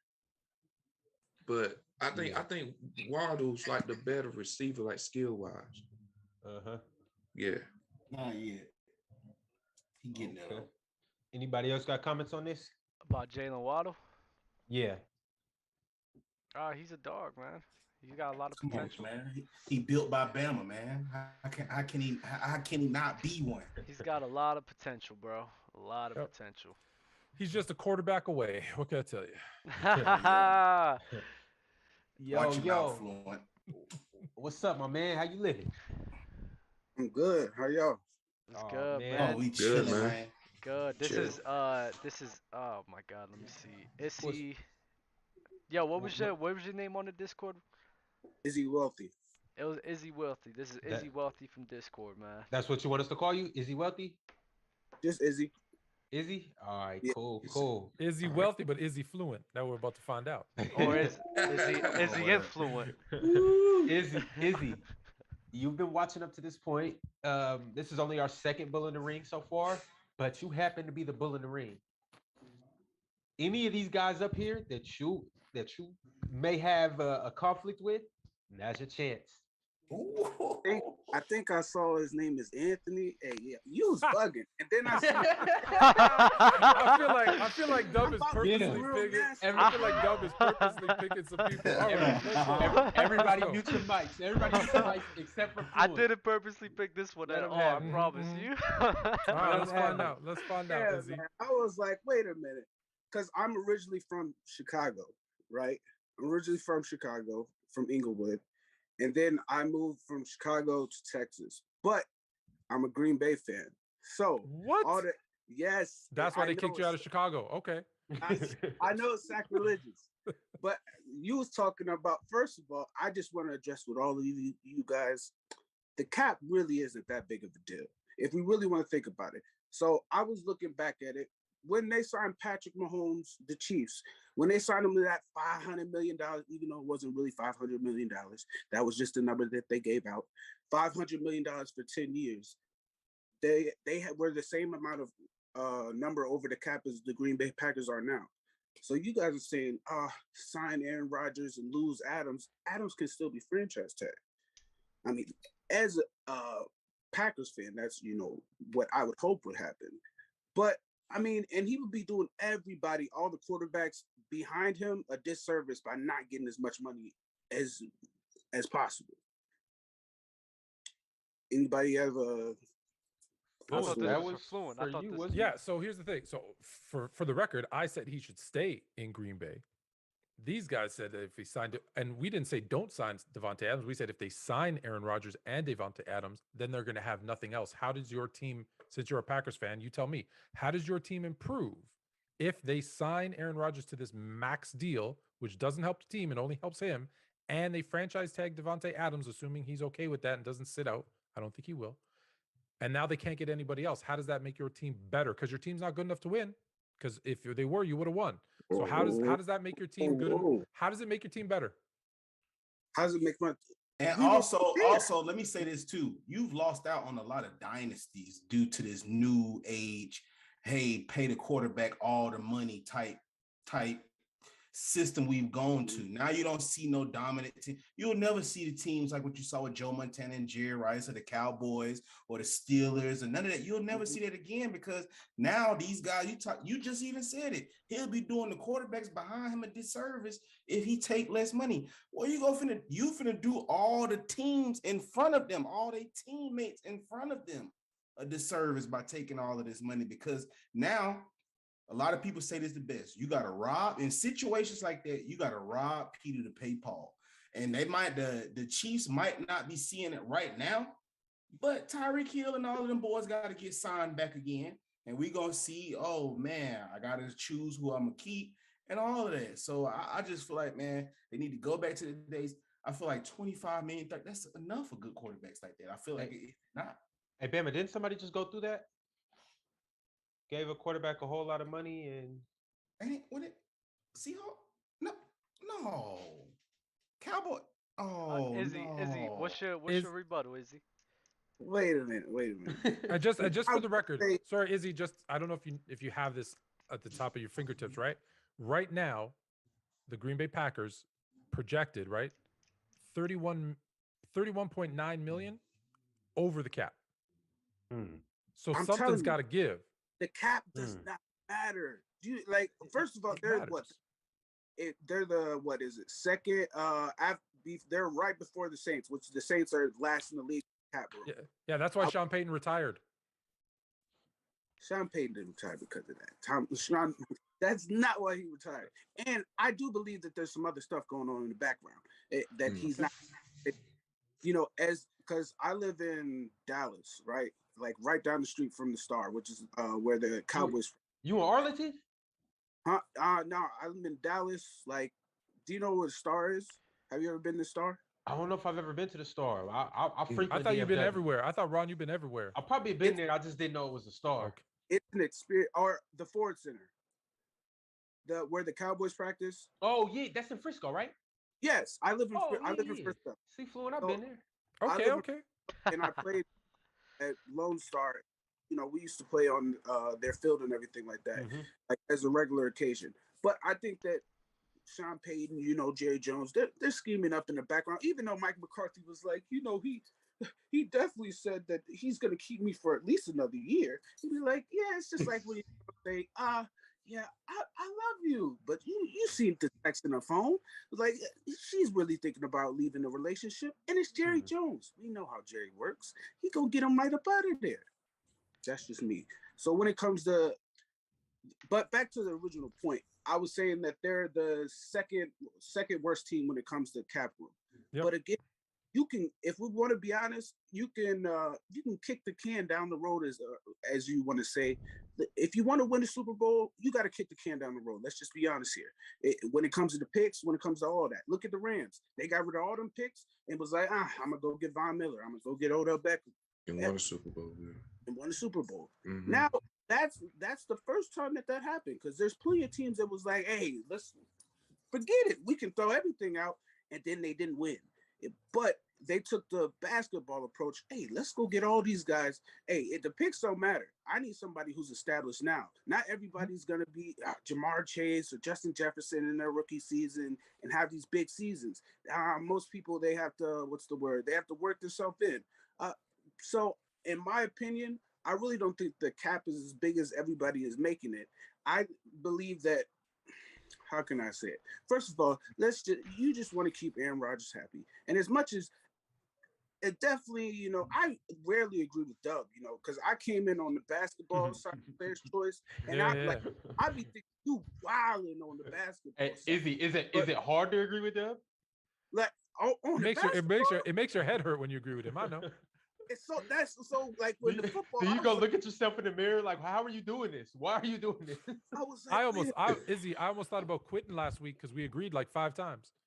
I was like, yo, no, wait, this isn't the same guy that before. No, this can't. And I was like, all right, so let me ask you a question. So you think the cap means nothing? So which I think is a little dangerous because they're, again, like I said, $31.9 million above the cap already. There's something called cap casualties, which means they're gonna have to get rid of people. So bringing in Aaron Rodgers, luxury tax too. They have to pay a luxury tax too. And Green Bay, let's be honest, it's not like the biggest kind of like. There's no billionaire owner with fat pockets, right? It's owned by the city, by the town. So now you're gonna bring back Aaron Rodgers at a higher price, right? That means your cap is worse. You're bringing Devontae Adams at a higher price, which means now their cap's even worse. So where is that? There's going to be $30 million that has to come from somewhere. Now you're going to get rid of defensive players, offensive linemen, right? Because those are the next highest paid players. How does your team get better is the question I'm still asking you that I haven't gotten an answer to. Well, we're restructuring contracts right now. David Bakhtiari just restructured his contract. Preston Smith is trying to restructure his contract. So we're trying to keep both of the Smith brothers. If we can only keep one, we can only keep one. Which I love Z Smith, but we have DeAndre Campbell. So if he has the dip, we got DeAndre Campbell. So I'm hoping, this is all hopes, because as much as I'm a Packers fan, the one thing that that I'm pissed off about is that the Packers are the only team in the league that don't have like a real owner. There's everybody. I can actually, my cousin, he has, you can buy a little part of the ownership and everything like that. And they don't really have a real owner to, go around and swing his dick around like, move out the way, like Jerry Jones does. Like, I don't like the coach, get him out of here. You can't do that. So therefore it's in, it's in Brian Gutekunst, or however you say his last name, because he be pissing me off all the time because I don't get like some of the moves that he makes. Jordan drafting Jordan Love. I don't care if you thought that Aaron Rodgers was on his last legs. Again, I can see why Aaron Rodgers is being a diva and dramatizing everything that's going on.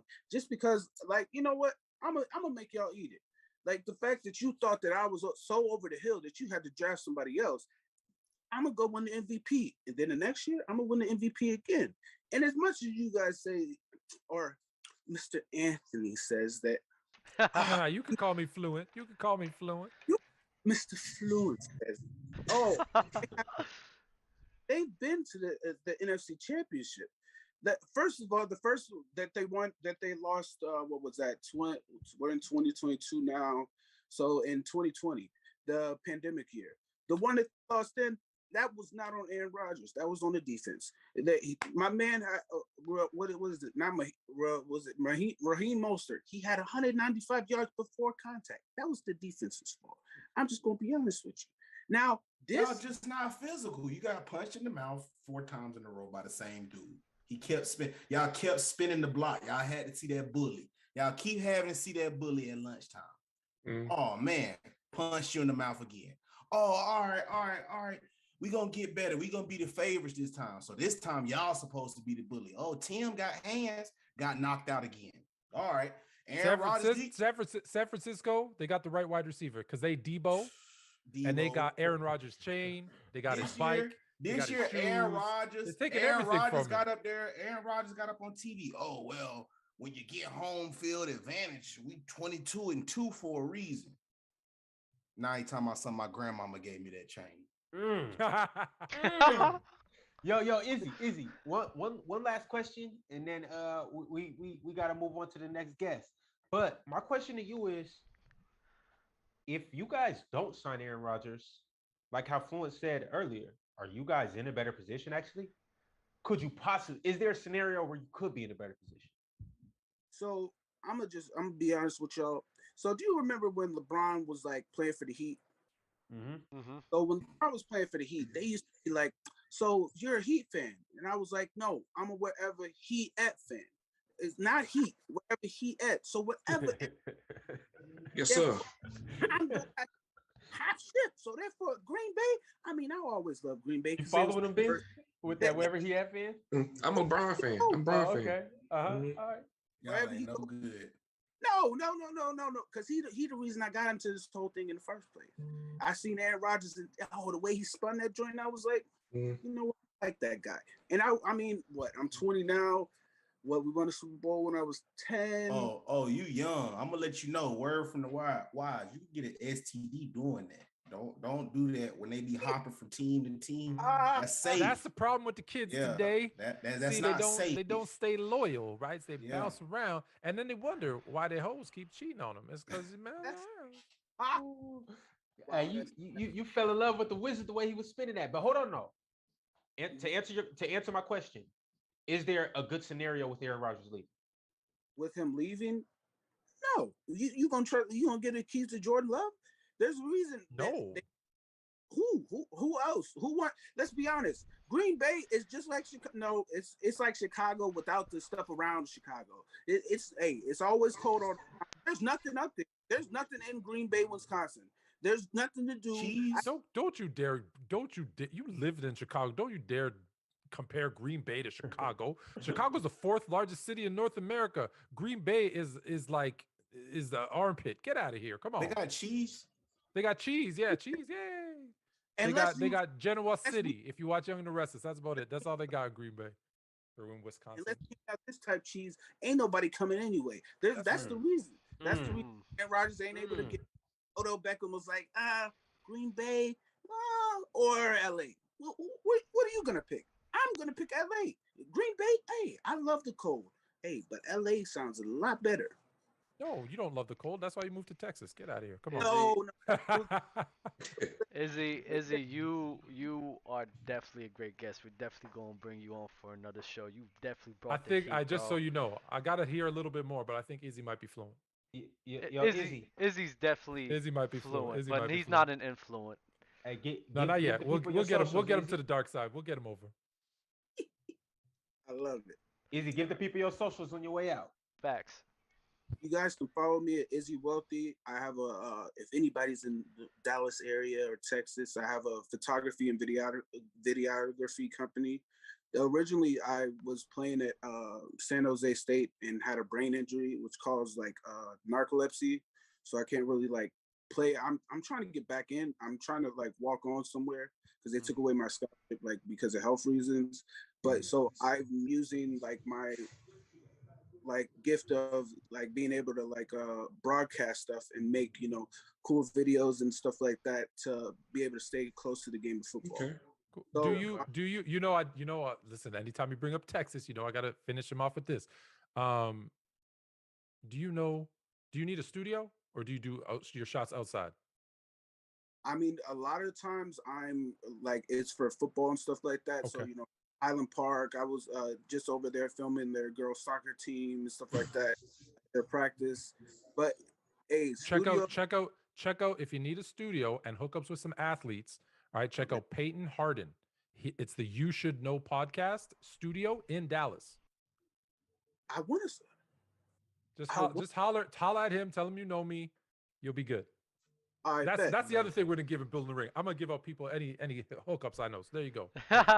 Fluent, I need you to connect me with him. But furthermore, Izzy, I do a lot of business down in Dallas. I might, I follow me on the gram and I'm gonna connect with you. Definitely. Yeah. Izzy Wealthy, right? Actually, that's your gram. How you spell the Izzy though? Or Izzy Wealthy? SY then Wealthy. And I should pop up. I should be wearing a Hornets jersey, a throwback Chris Paul jersey.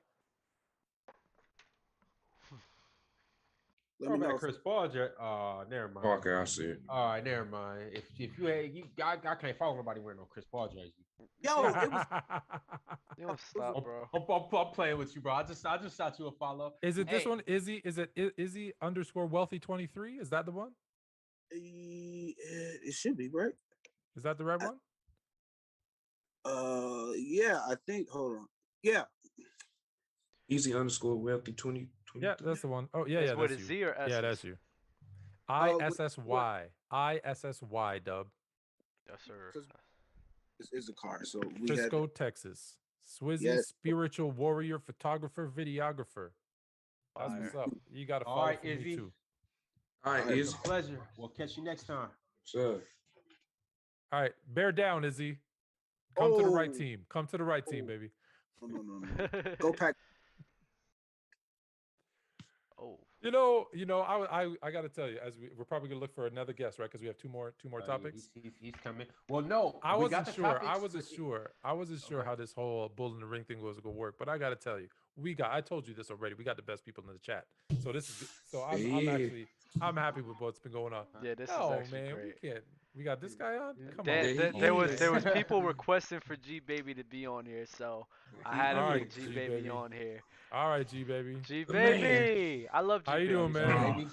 What's going on? I'm good. What's up, man? You've been here before. You've been here before, yes, sir. There he is. Family, brother. You family. Appreciate it, man. I had everything ready until Izzy came on last one, and then I just got heated. So I just want to put this out here for anybody who's confused, any Cowboy fans, anybody who just seems to be a little lost. Okay, Sean Payton is not going to Dallas, and let me tell you why. Because he is not a yes man. He is not somebody who was going to sit there and let Jerry Jones run the team. That's not who Sean Payton is. Sean Payton just had Drew Brees for all these years. He ain't about to resort to Dak Prescott and being a yes man. That's what Mike McCarthy is perfect filling that role. Sean Payton is not going to Dallas. I'm sorry. I know y'all are craving a genuine head coach who can turn your franchise around. There's a reason you haven't had one since Jimmy Johnson was up in there. There's a reason for that. Well, let me ask you a question. Let me ask you a question. Hold on. Let me ask you a question. Because Dallas has had, like you said, Jimmy Johnson. They have had Bill Parcells, Tom Landry was before Jerry Jones. Do you think that there's no way, no chance, no how that Jerry Jones said, Sean, I'm getting up there in age. I can't be controlling things 100% anymore. I want to pass the reins on to you. Give me one more year to get rid of Mike, get out of that contract. You retire for a year and let's come together. And I'm going to give you the keys to the kingdom. Now, he might be lying, but do you think he could have been, Jerry Jones sneaky like that. You don't think he could have done that? He could have said it, but I'm pretty sure Sean Payton is a smart man. I know. I'm pretty sure he was like, ain't no way. As long as Jerry Jones ain't he the owner, the president, the CEO, the GM? the everything. Like I think his son's taking over. I think his son's taking over some of the responsibility. But he still got the title. So until he get rid of that title and he just stay as the owner and he get a different president of football operate. Sean Payton, president of football operations and head coach. I learned my lesson. What I did to Jimmy Johnson was wrong. I would have won so many more Super Bowls. He hasn't learned his lesson. I need a great coach like you to get us back to glory. He hasn't learned his lesson though. He had Jason Garrett for all them years. Like, yeah, but that was Jason like his son. That was like his son. That was nepotism. And to let you know he haven't learned his lesson, bro, they drafted like 8 linebackers this year. Linebackers are important. Watching, talking about the Cowboys? Draft. Yes, they drafted like 8 and he got one right. Yeah, didn't he get one right? They actually got they got way better defensively. What are you guys talking about? Yeah, see, tell him, Dub, come on, man. You an Eagles fan? I'm an Eagles fan. I acknowledge the fact that the Cowboys was a great team this year. You can't take that away. It's just, I mean, the Cowboys. They lost to Jimmy Garoppolo. So did Green Bay Packers. The Cowboys are going to do. The Cowboys are the most talented team in the NFL. What they need is a coach. Yeah, that's what they're going to do every year. The Cowboys are going to get y'all hyped. They're going to be like, ooh, hey, Cowboys looking real. Dak Prescott. But that doesn't take away from the talent. But they're going to the Super Bowl. That doesn't take away from the talent that's on the field. The talent is there, bro. And you coming at them for drafting a mad linebackers. They did a good job because they had one of the worst defenses in the league last year. That's funny. They were so inconsistent. They had a great defense 2 years ago. And then they had a trash defense last year. Mm-hmm. Let's keep it a buck. Yes, Michael Parsons. Shout out to him. Trayvon Diggs got all them picks, but he gave up all them yards. Mm-hmm. He's not trash. He's not trash though. You can't he's say not trash. You can't he say ain't Eli Apple level of trash, but he ain't. He recyclable. Eli Apple. He ain't trash. He recyclable. Yo, you guys are insane right now, bro. Boy, you could throw a party on Trayvon Diggs. Boy, and I'm an Eagles fan. I'm an Eagles fan, and I'm saying they got talent. You can throw a party on him. You guys giving are up crazy. 1,100 yards. You can throw a party on him. Mm-hmm. Honestly, if Dan Quinn didn't run that patent cover 3 defense that also bought you the Legion of Boom, if he didn't run that with them safeties, KZ and Keanu Neal when he was healthy, coming down, smacking you. Yeah, once that stopped, once they met bullies like San Fran, come on. So so you saying Trayvon Diggs is the worst cornerback in the league? No, I said he's not Eli Apple level. They should have got Patrick Surtain and they wouldn't be in this problem. That's a true fact. That is a true. I mean, yeah, I get it. I get you. But you're not gonna talk about this man like he's a bum. He's not a bum. He's not Eli Apple. He's not on Eli Apple. Eli Apple isn't even a bum. I don't know. Him and Eli might be right there. Eli Apple isn't a bum as well. But what Ron, what's the next topic? All right. Our topic on this Bull in the Ring. You ready, G baby? Stay ready. You ain't got to get ready. Ben, you ready? Come on, man. Let's get it. We have Joe Burrow versus Justin Herbert. Oh, man. I'm finna sit back. Joe Burrow versus Justin Herbert. Mm-hmm. G baby, start us off. Who is more of the marquee quarterback today, right now? Oh, who's more the marquee quarterback? All right, so I just want to say, shout out to Burrow. You know, he got the swag, he got the boldness. You know, he got that swag, that drip. You know, he more of a poster boy for that type of dude. Justin Herbert is a silent killer. Justin Herbert ain't got to say nothing. Justin Herbert don't need to be out here with the suits and the flashy and doing gritties on the. Justin Herbert don't need to do all that. Justin Herbert, he just need to walk out on the field and he automatically top 5 quarterback, better than Burrow for sure. Borderline top 5 quarterback when everybody's healthy. Borderline top 5 quarterback. If there's an argument, because there's a couple people you can knock out. I think you if just I really want Mr. Fluent. I can't find any Justin Herbert playoff stats. Can you explain to me? That's a good one. I'm looking and I can't. I'm refreshing my page. No, so listen. You all fall in love with skill. skill and look how no pretty athleticism and They fall in love athleticism. with Look how, athleticism. it don't matter. Justin What do you do? What do you do? In 2 years, Herbert, 0 playoffs. In 2 years, Burrow, Super Bowl. That's what matters. Don't ever forget, winning matters. Period. And then I'm gonna And say don't this. say he I'm didn't gonna have say a this. team. You And can don't say he say- didn't have a and you team. can say The what you Chargers want have to a because- very good team. because they was Patrick Mahomes and them was scoring in that game. I'm finna tell you this. One had to beat the Raiders in the regular season game to get into the playoffs. The other And guy lost. had to beat the Kansas City Chiefs to get into the playoffs. One of them beat a way better team than the other one. And now the dude that y'all talking about, you making excuses for him why he's better than the guy who had to beat a tougher team to get into the playoffs.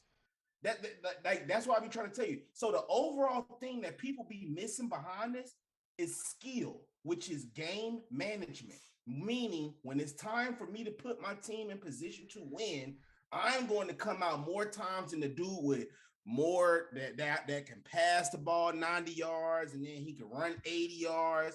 He can throw spinning passes. He could do backflips and throw it while he upside down.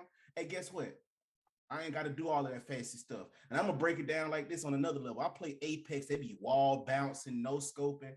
Hey, they do all that crazy stuff. Got 4K badges, but I don't die to them, though. I ain't got none of that. I don't know how to do none of that, but I don't die to them, though. That's all that matter. I know how to win the game. At the end of the day, I ain't got to do it a fancy way, but if I get you the number one result of what you want, which is winning, what should it matter?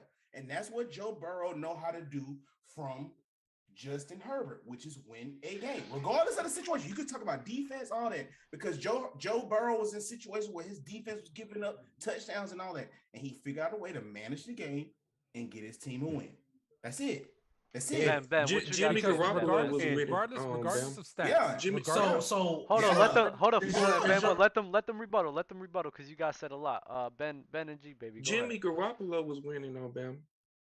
I know. He's He's a skilled quarterback. But Great hold game on. manager. Better than Herbert? Hold on. Let me say this. I know you like Jimmy, but let me jump in and quickly say, but Jimmy Garoppolo isn't, when you compare them statistically, it's really not close. Although Jimmy Garoppolo, listen, when he plays, he wins.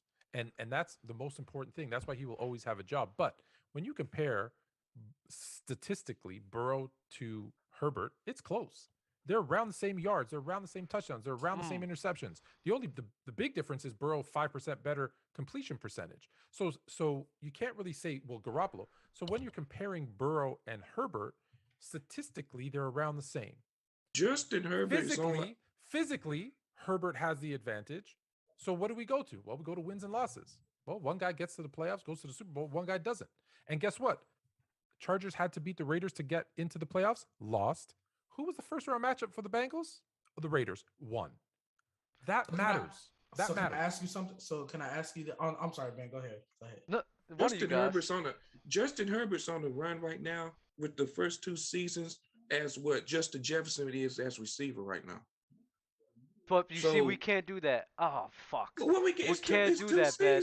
We can't do that because now I didn't want to get in on this. Quarterback to a wide receiver. Yeah, because quarterback and wide receiver, and this is why I say we cannot judge everybody the same exact way.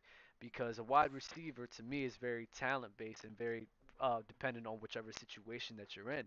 Quarterbacks, there's a reason why they're always the MVPs. There's a reason why they give up all that money. It's because quarterbacks have a lot of control over the game, more than a wide receiver. Same player. Odell Beckham Jr. in Cleveland's trash. Odell Beckham Jr. in the Rams, one of the best receivers in the game. What's the difference? Quarterback's throwing him the ball. Quarterback who doesn't throw him the ball, quarterback who does throw him the ball. So that's what I'm just saying. You can't compare a quarterback to a wide receiver because a wide receiver is dependent. Listen, Jay Cutler, let me tell you a story. This is from Brandon Marshall. I don't know if you guys know this story. Brandon Marshall was telling us a story about practice. And he would say Devin Hester would be open. He would, because he was so much faster than everybody else. He was playing wide receiver first time. We put a move and be open. And Jay Cutler would throw the ball into the dirt and say, I'm not kicking to a return guy. Or I'm not throwing to a return guy. The quarterback dictates everything that the wide receiver does because I can just not throw him the ball if I don't want to. So you can't compare that situation because it's not that easy to do. You have to go quarterback. And the main thing with Justin Herbert, Ben, that I have to agree with Bama Fluent, where I agree with fluent 100% because people act as if the talent gap between the two is so off when it's not. At the It's end of the not. day, it's just one guy who's more mobile compared to the other guy who's really not. But the arm talent is really neck and neck with each other if we're being 100% honest. Oh, So, wait, let me finish this. So, we have a guy in Justin Herbert last year. It's not a coincidence that they lost a lot of games by like three or touchdown. It's not a coincidence that goes to who Justin Herbert is. He even had questions about this in college, about finishing games, about winning games. These were questions in college. When he went to the Chargers, the same questions was there. It's not a coincidence that they were losing close games. They were the best. They were the best losing team last year. The best losing team. They were amazing. Fast forward to this year, I'm thinking they're gonna make the playoffs easily without a doubt in my mind. But guess what? They still find a way to miss it. I can't. I just can't negate that. okay. So, AGB. and this is what I would say to that because it's who's better, right? Like that's the argument we're having because it reminds me of, for example, back in the day, Peyton and Brady. I think everybody knew Peyton Manning was a better quarterback than Brady, but Brady won more. So that's why everybody wanted to give him, not even as more recently as Brady and Rodgers. Rodgers was the better quarterback. I don't think anybody had a question, but Brady won. So honestly, it could be the exact same thing here. Like I'm not negating any. I love Burrow too. LSU Burrow was different. So I will gladly give Burrow, hey, look, he won. He did what we needed to. Like I'm not discrediting that at all. Like he can have the win, sure. But Herbert is still a better quarterback. And to me, it's the exact same. Herbert is a more skilled quarterback. The better quarterback's the one that wins. Jamarcus Russell was one of the most talented, skilled quarterbacks ever. Could throw the ball 100 yards, could run a 4.40. But all that skill, all that talent meant what on the field? Ooh, Nothing. Why aren't y'all putting it all on Herbert though? Like does he play defense?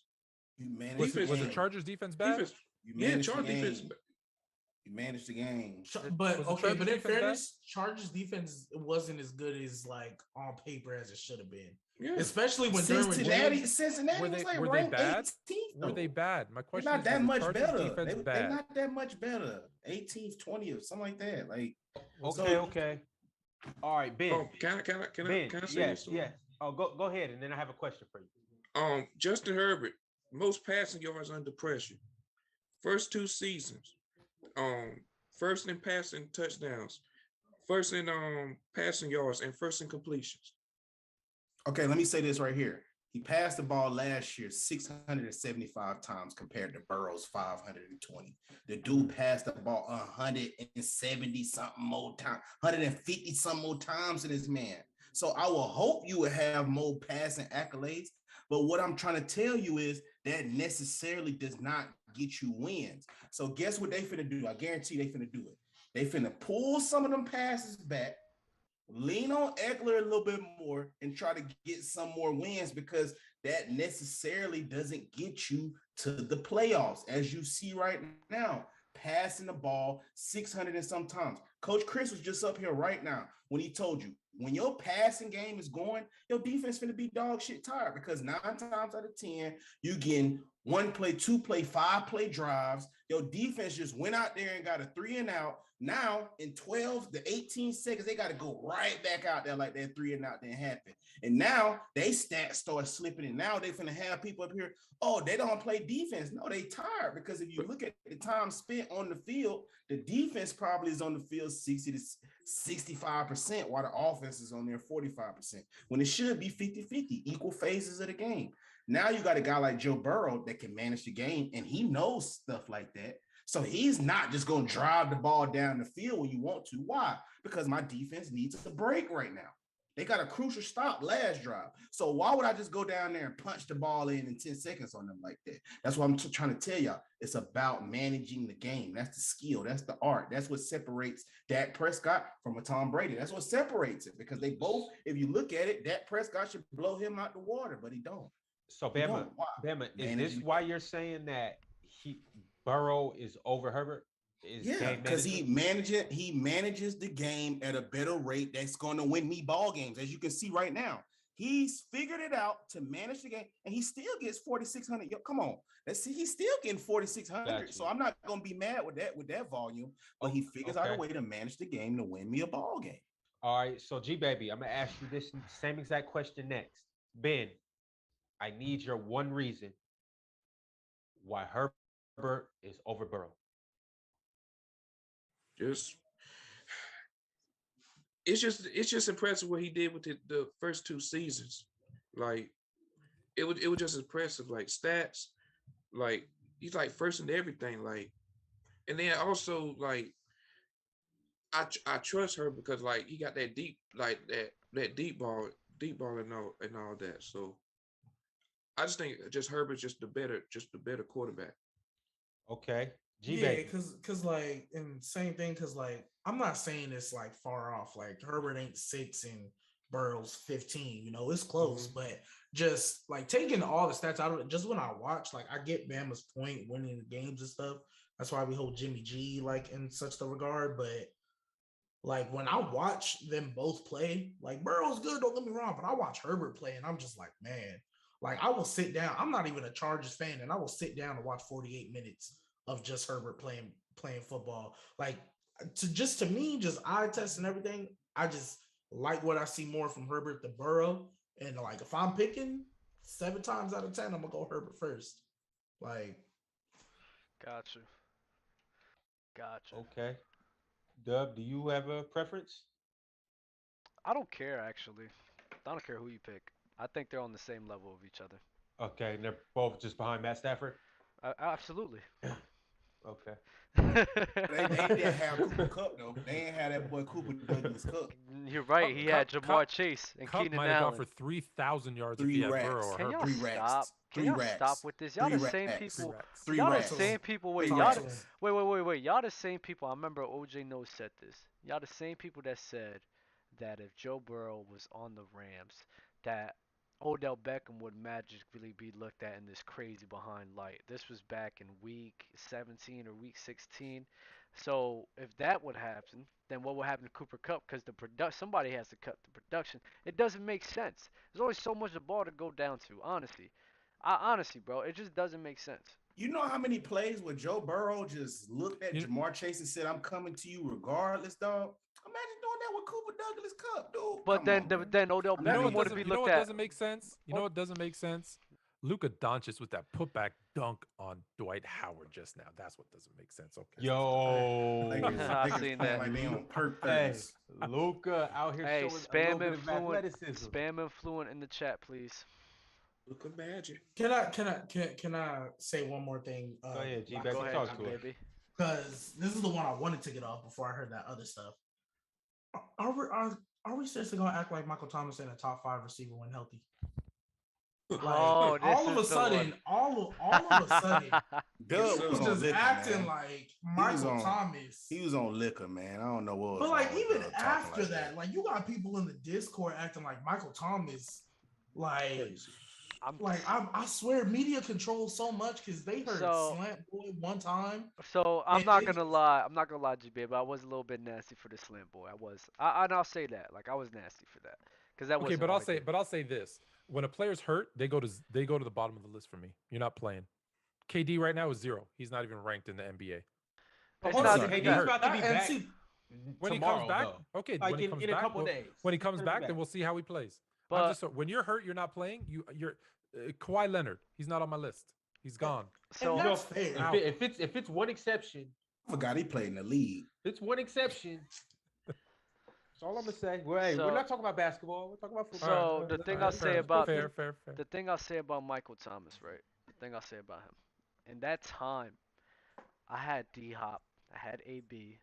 I had AB and all his issues. I had Odell. I had Julio. I think there's one more than I'm missing. I think there is one more than I'm missing. That's so tough, though. So I don't think you remember. So I'm looking at it. I'm like, I know those 4 guys was definitely ahead of him. So it's like I'm not gonna sit here and say Michael Thomas. Who you had was ahead of him? AB, Odell Beckham. Okay. Julio Odell. Jones. Oh, you drunk. Stop At right that there. time, are you crazy? At that time. In 2019? You crazy? Are you yes. See? And this is my issue with you guys. crazy? This is my issue with you guys. You guys sit here and just keying on one specific year. Just one specific year. That talent that those guys have is probably the same talent that they had in years before. Just because they didn't produce the way y'all didn't want them to produce, I'm not going to sit here and say he's better than them at all. I would not sit here and say that. Don't give me that. Nah, Like seriously. Dub, and What? I'm not saying just because they didn't produce as much you shouldn't regard. But bro, Michael Thomas, first of all, Michael Thomas had came not even 2019, the year before that.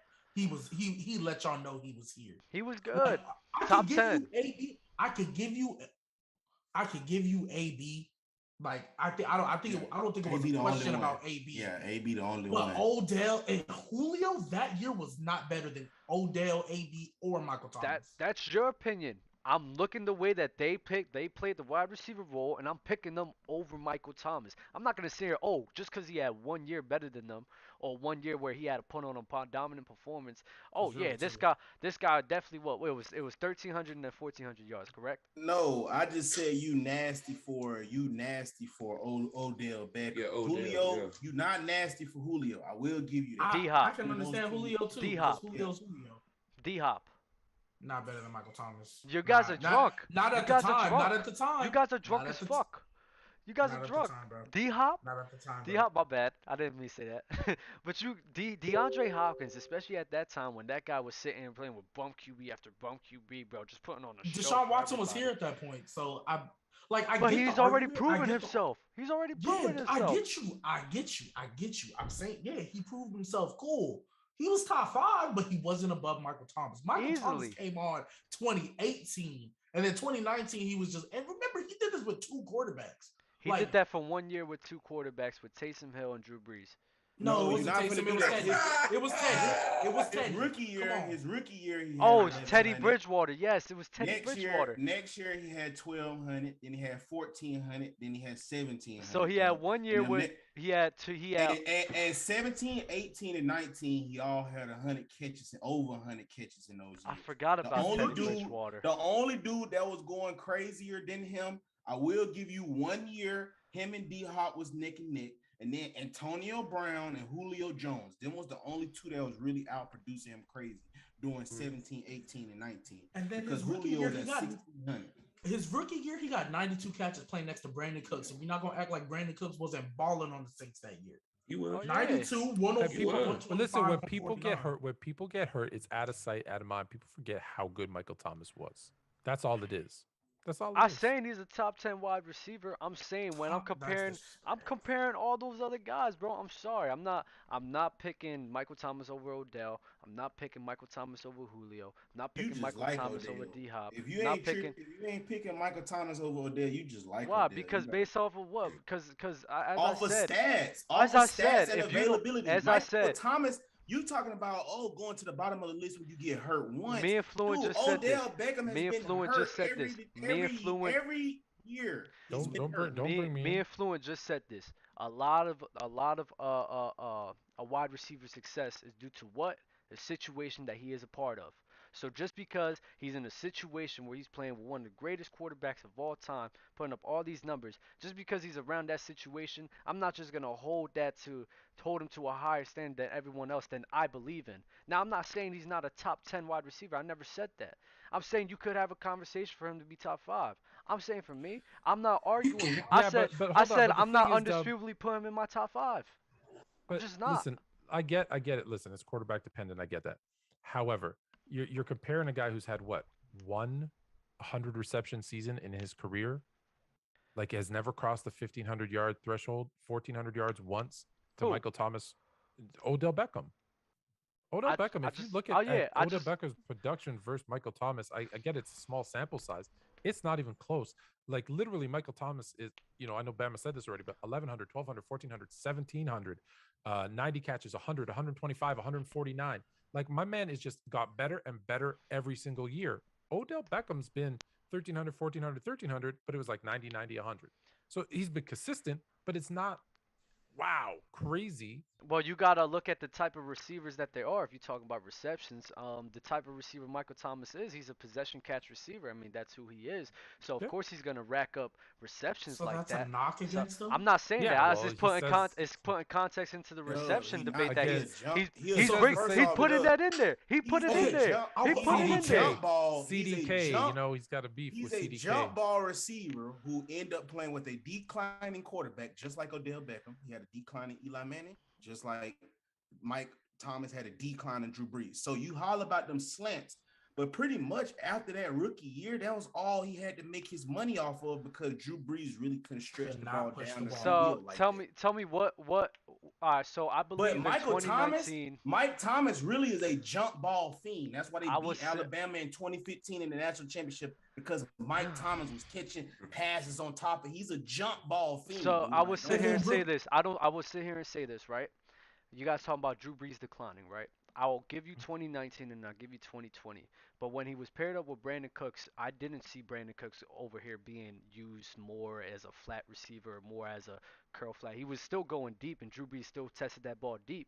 Drew Brees worked with whoever he was. That was 2016. That was the last time Brandon Cooks was there. Yeah, I thought They you were said he only was together. lined up But let me one ask year, you this, right? Doug. Yeah, in 2016, his rookie So year. so we got you got so Julio. that's 3 You got years Julio over him, right? You got Julio over Mike Thomas. easily. Okay, we all kind of agree with that, right? And I also Yeah. have a question. Because I was going to ask, why don't you compare their first 4 seasons? Because you're comparing Julio at his best.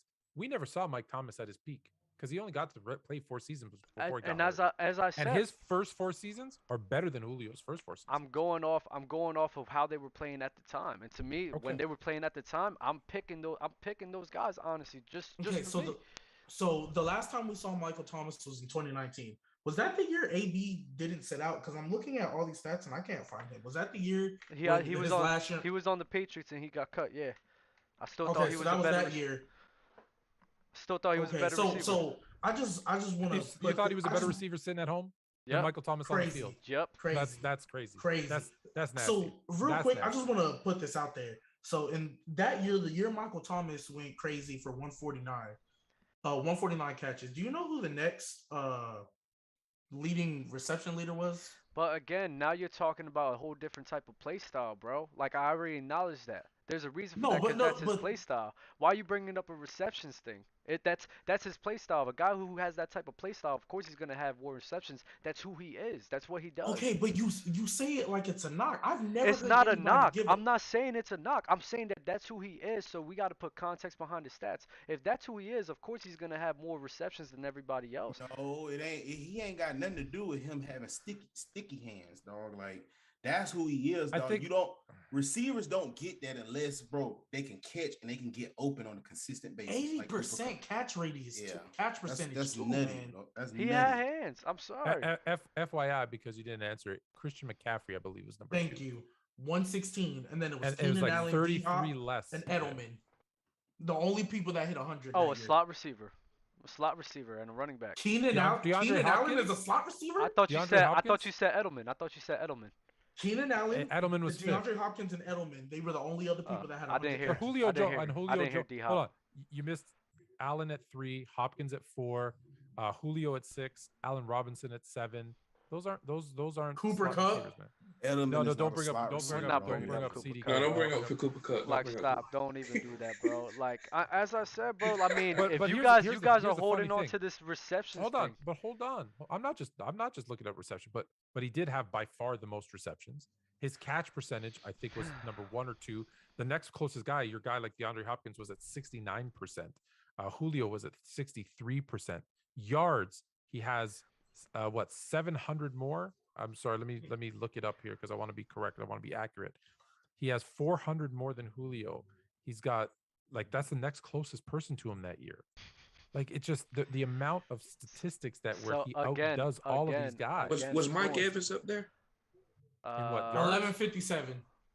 Again, as I said, and as I always say all the time, I'm not going to sit here and say that the way that the scheme was for the Saints, the way that Drew Brees is, the way that they played the game of football, that all favors into him having more receptions like that. I'm taking all of these in account. When I'm judging wide receivers, it's strictly off of talent because there's so much that goes into the production of a wide receiver. So I don't care about what numbers he has, just because he has more of an opportunity because believe it or not, he's a possession catch receiver, and just because he has more of an opportunity to go ahead and do that and be that type of guy, he's gonna rack up all these receptions as well. And if Bama want to sit here and be like he's being hindered by Drew Brees and everything, okay. If you over here keep catching short passes, what does that mean?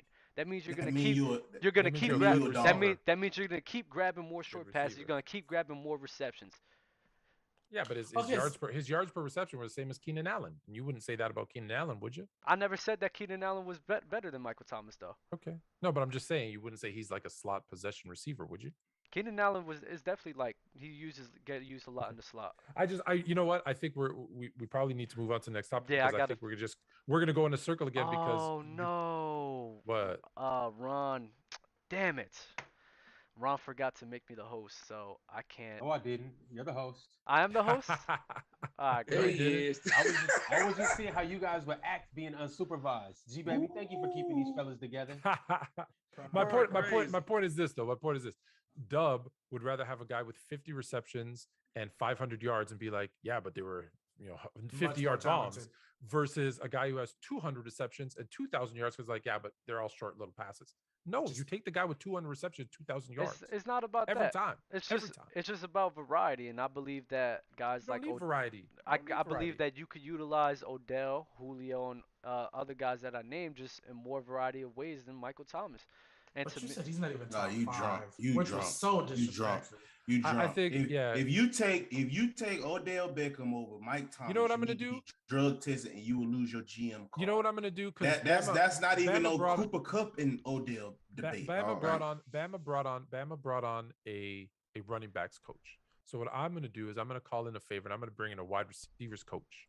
And we're going to talk about how you can use an X versus a Y, a guy like Cooper Kupp, a guy like Michael Thomas versus an X receiver. And I guarantee you, because I used to run these routes, he'll tell you there's more options that you can run out of either one. And it doesn't even matter where you line up, inside or outside. So we'll do that another week. But I'll set that up. I'll set that up just for you, Dub. Fluid, it's not going to change my mind because it's like I said. Oh, he might not change your. Listen, no one will change your mind. It's like I said. It's like I said, Fluent. It's like I said. It's like I said. If you're being used in a specific way, these are the best. These are the best of the best. These guys pay millions and thousands of dollars to put these guys in the best positions possible. And they we should have asked Lil Trent while he was up here, and Trent would have told you that.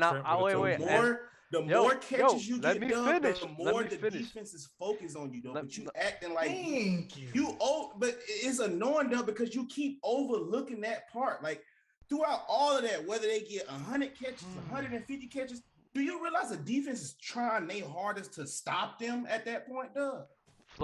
Bama, now now you're bringing up the Cooper Kupp thing. Now, when I'm talking about the Cooper Kupp thing, I'm talking about Mike Thomas you compared him. I'm talking about Mike Thomas too. I'm not saying that this guy isn't a top 10 receiver. I don't come on, bro. That's not what I'm saying. I'm saying I'm picking all those other guys. What are you guys talking about? All right, fellas. Take control. So, Dub, you bringing somebody else on, or are we going to our next topic? I think did I send him? I think I did. Did I send him the? Let me see. G baby man, it's nice seeing you again. Yes, sir. For sure. Sorry, Ben. I didn't mean to get nasty about Cat. By the way. Yeah, you got nasty about Cat, man. I had crazy, man. G baby, as always, it was a pleasure. You tell the people your socials. Underscore G.baby22. You can find me on IG, TikTok. Got a couple stuff brewing. It's been a little busy these past couple of weeks, but I got a couple stuff brewing, so y'all follow. I'm doing much better, trying to be more consistent with content and stuff, posting podcasts and stuff like that. So y'all follow. I'm very active. I will respond and follow back. Y'all go tap in. Y'all know that G baby, he's a Player's Choice regular. This isn't his last time being on. Yes, sir. Remember the name. Yes, sir. I need to give this a shout out to Wayne Go Crazy because he was the first one that hit up the chat. but it wasn't allowing me to send it to you because we're not friends. So I had to go with somebody else. But I'm gonna keep you in mind because we're gonna get you in a different show definitely. But right now I Well, just sent one become to friends. Keith. Yeah. Start with that. No, this is Discord, bro. I don't know how this Discord works. It gets me mad. Discord is trash sometimes. Not our All right, Discord. bro. Y'all be easy. Yes, sir. All right, my ready? guy. Dang, man, I'm upset because I wanted to see what Wayne go. Oh wait, maybe this could work out. Let's see. All Ron, right, did fellas. somebody get in the room? No, I haven't seen anybody yet.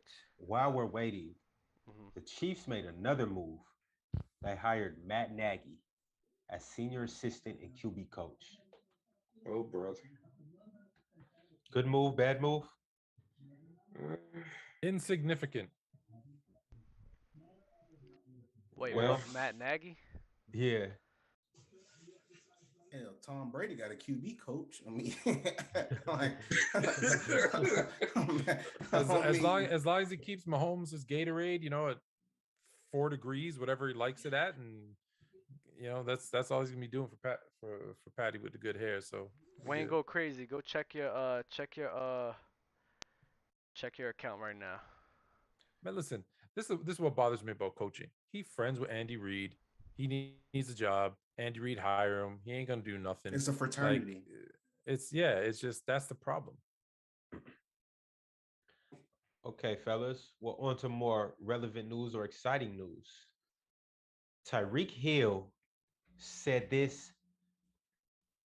He said, Usain, after I warm up on DK, I'm coming for you. Usain responded to Tyreek saying, I think I should race Usain Bolt also. The dude's last name is literally Bolt.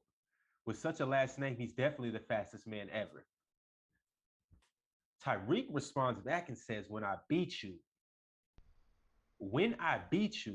I'll make sure to sign the cleats and give them to you. Tyreek Hill, he want all the smoke. Tyreek Hill. Yo, let me tell you something. Let me tell you something. One is Usain Bolt. The other is Insane Hill. Okay? He's trying to take on a man 7 years older than him because he knows Usain Bolt's 35. That's the only chance that he has. Because if I recall, Tyreek Hill lost at the Pro Bowl and pretended, oh, my hamstring, which is a cowardly act that all sprinters do. And I'll take you back to I don't know what year it was, when Donovan Bailey was racing Michael Johnson in a 150-meter race to see who was truly the fastest man in the world. And what did Michael Johnson do around the corner? I'm the host. That's what you do when you know you're going to lose. Tyreek Hill could not. He can't fill Usain Bolt's shoes. This just crazy publicity talk. Ain't no chance. Ain't no way. Ain't no how. Even at 35, I buy my money on Usain Bolt. Oh, maybe in the 40. Maybe in the 40. Yeah, maybe in the 40. Maybe in the 40. Grass. Yeah, maybe I'll in the probably 40. give him that. Whoa. But if with cleats, with cleats and pads on a football field, I'll give it to Tyreek Hill. You put him on a track, like that, hell no. This is what I tell people, like with Olympic athletes, dog, if you're not prepared to beat their best moment, you're not gonna beat them. And what Tyreek Hill will have to beat is that 9.58, man. And I don't see him beating that. Like that's who Bolt is, man. Like a cheetah or a lightning bolt. Which one you think strike faster? And they say lightning don't strike twice in the same spot. So check this out. You know what beats a cheetah in a race? I don't know if y'all know this. My kid's really into animals. Do you know what beats a cheetah in a race? What's that? A pronghorn. Because you know why? Because after about 50 meters, the cheetah's tired and stops. And the pronghorn keep going. We got Dwayne. We got Dwayne in here. Dwayne? What's up, Dwayne? What's up, everybody? Can y'all hear me? Yes, sir. Yeah. Good. How you doing today, my guy? I'm doing good, man. I'm doing good. Glad to be part of the show, man. Big fan for sure. Yes, sir. How long you been following for? I say since about the summer, man. Since about the summer. Found you guys on TikTok. Basketball side. Ron, you and your basketball takes be killing me, man. That's a story for another day. Over here, I keep it a lot more, even kill and mellow. Yeah, I could tell. Okay, man. So, speaking of takes, You can take it one of two ways. We have 2 topics still left. You can choose either topic 1 or topic 2. I'm not going to tell you what it is. You can choose, or you can bring your own hot topic to this bull in the ring and go at whoever you want to go at. Let me hear topic 2. Topic 2. Topic 2. Is Russell Wilson still a top 5 quarterback? All right, by show of hands, like how many really had him ever as like a top 5 quarterback? That's the real question. Ooh, that's what I'm talking about. That's what I'm talking about. That's what I'm Wayne. talking about. That's Yeah, the I real like question. this. I like this. That's the real I like question right this. there. Sit up in your seat. Sit up in your seat. Both of y'all two. Both of y'all. Get I'm talking that- about both of y'all. that Seattle contingent sit up. I mean, if we like half the season quarterbacks, that's cool. You know what I'm saying? But if not, then like when was he ever a top 5? And he maybe was fringe top 5. Right now, he's not top 5. When the fourth quarter came around and it was time to win. Wait, you mean like against the Patriots? Fluid. Wasn't you talk about winning? That's what we were talking about, right? That's why I said, like, if you like a quarterback for the first 8 games, like I'm there with you. But after that, it's how it go every season. Top 5 MVP candidate, and then by the end of the season, we're like, are they gonna make the playoffs? Like, that's what's gonna happen, especially the last 2 to 3 years. He did beat Peyton Manning record for most wins in first 10 seasons. That's really good when you have the Legion of Boom. So like, I like that. And Marshall, he still went to the playoffs without him. When you got a great, he went to the playoffs without him. But once that defense went away, has he been like? Has the winning been the same? Like he may have elevated a little bit. When's it really like the last time we really talked about him? Like, I know he was hurt last year, but like since that great game with Cam Newton, we really haven't really thought about Russell like that as a championship contender. Yeah. So ever since he got paid, Green Bay Aaron Rodgers. That's wild. He pulling them a fraud. That's wild. Wait, no. They were winning because of Mahomes. Don't say he's pulling them a fraud. They were winning. Like Russell was a quarterback, but the Legion of Boom, like they had Demaryius Thomas shaking in his boots, Emmanuel Sanders shaking his boots. That's why that Super Bowl was won. Mm-hmm. So you can't compare him to Mahomes. Russell Wilson still did his job. He still did his job and won. He played like Jimmy G, just made a few more. No, he's never. Jimmy G. That's all he did. He played to Jimmy G. He played like Jimmy G and just put up and just all right, look, check it out, Dwayne. It was nice having you, brother. We'll see you next time. That's nasty.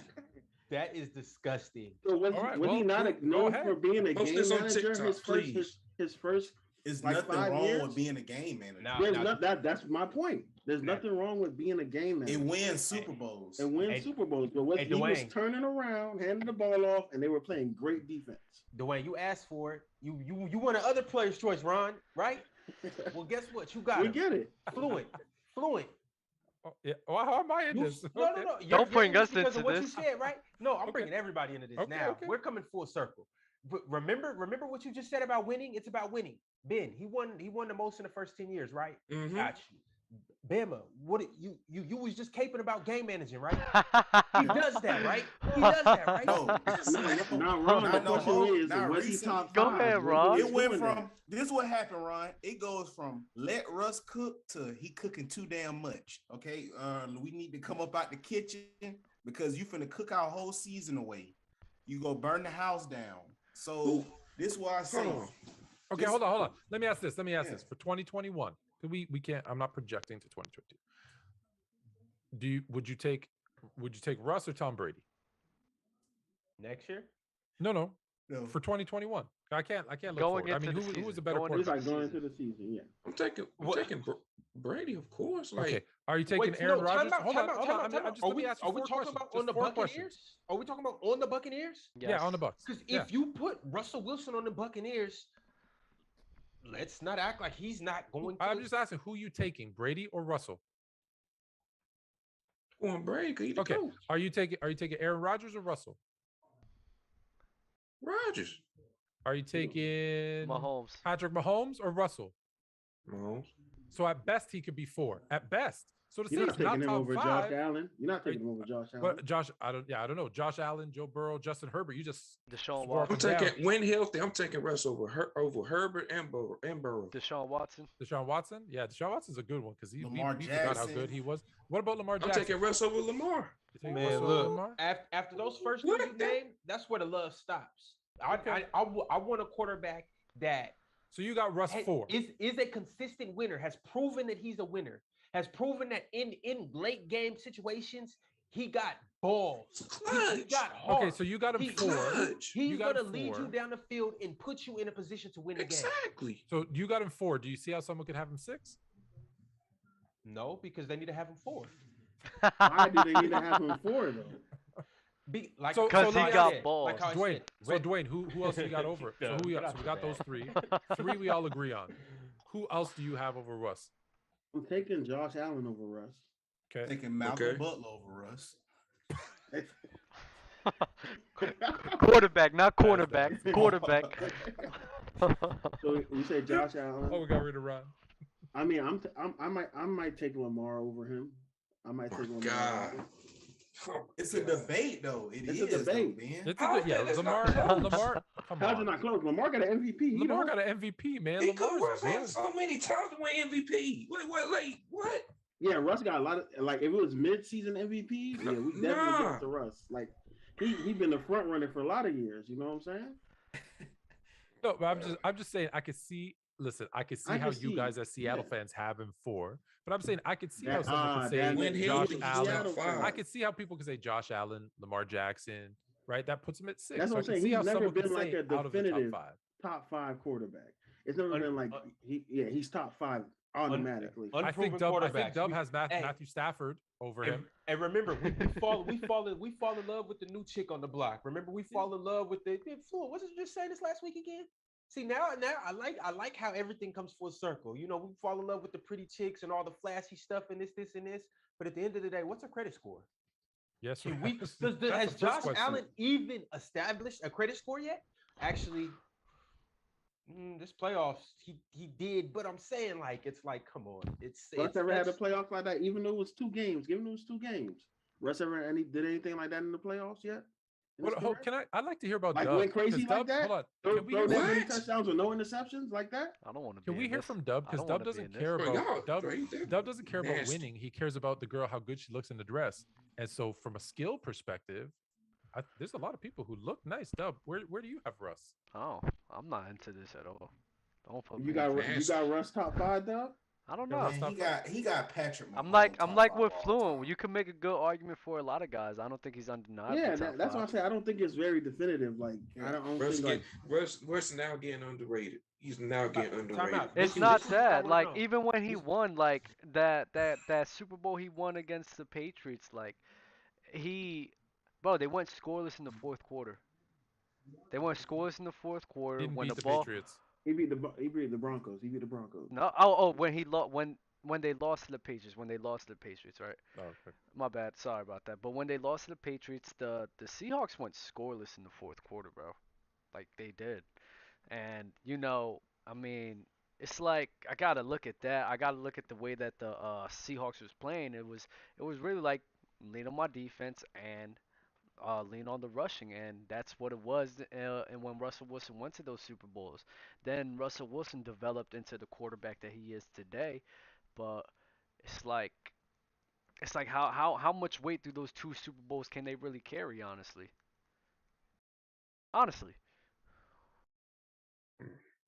It's nasty.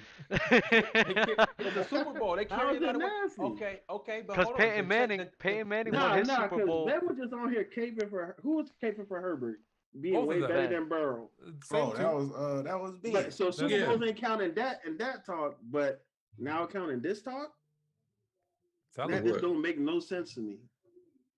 What? All I'm saying is Matthew Stafford just won a Super Bowl, and all of a sudden we're putting him on a pedestal.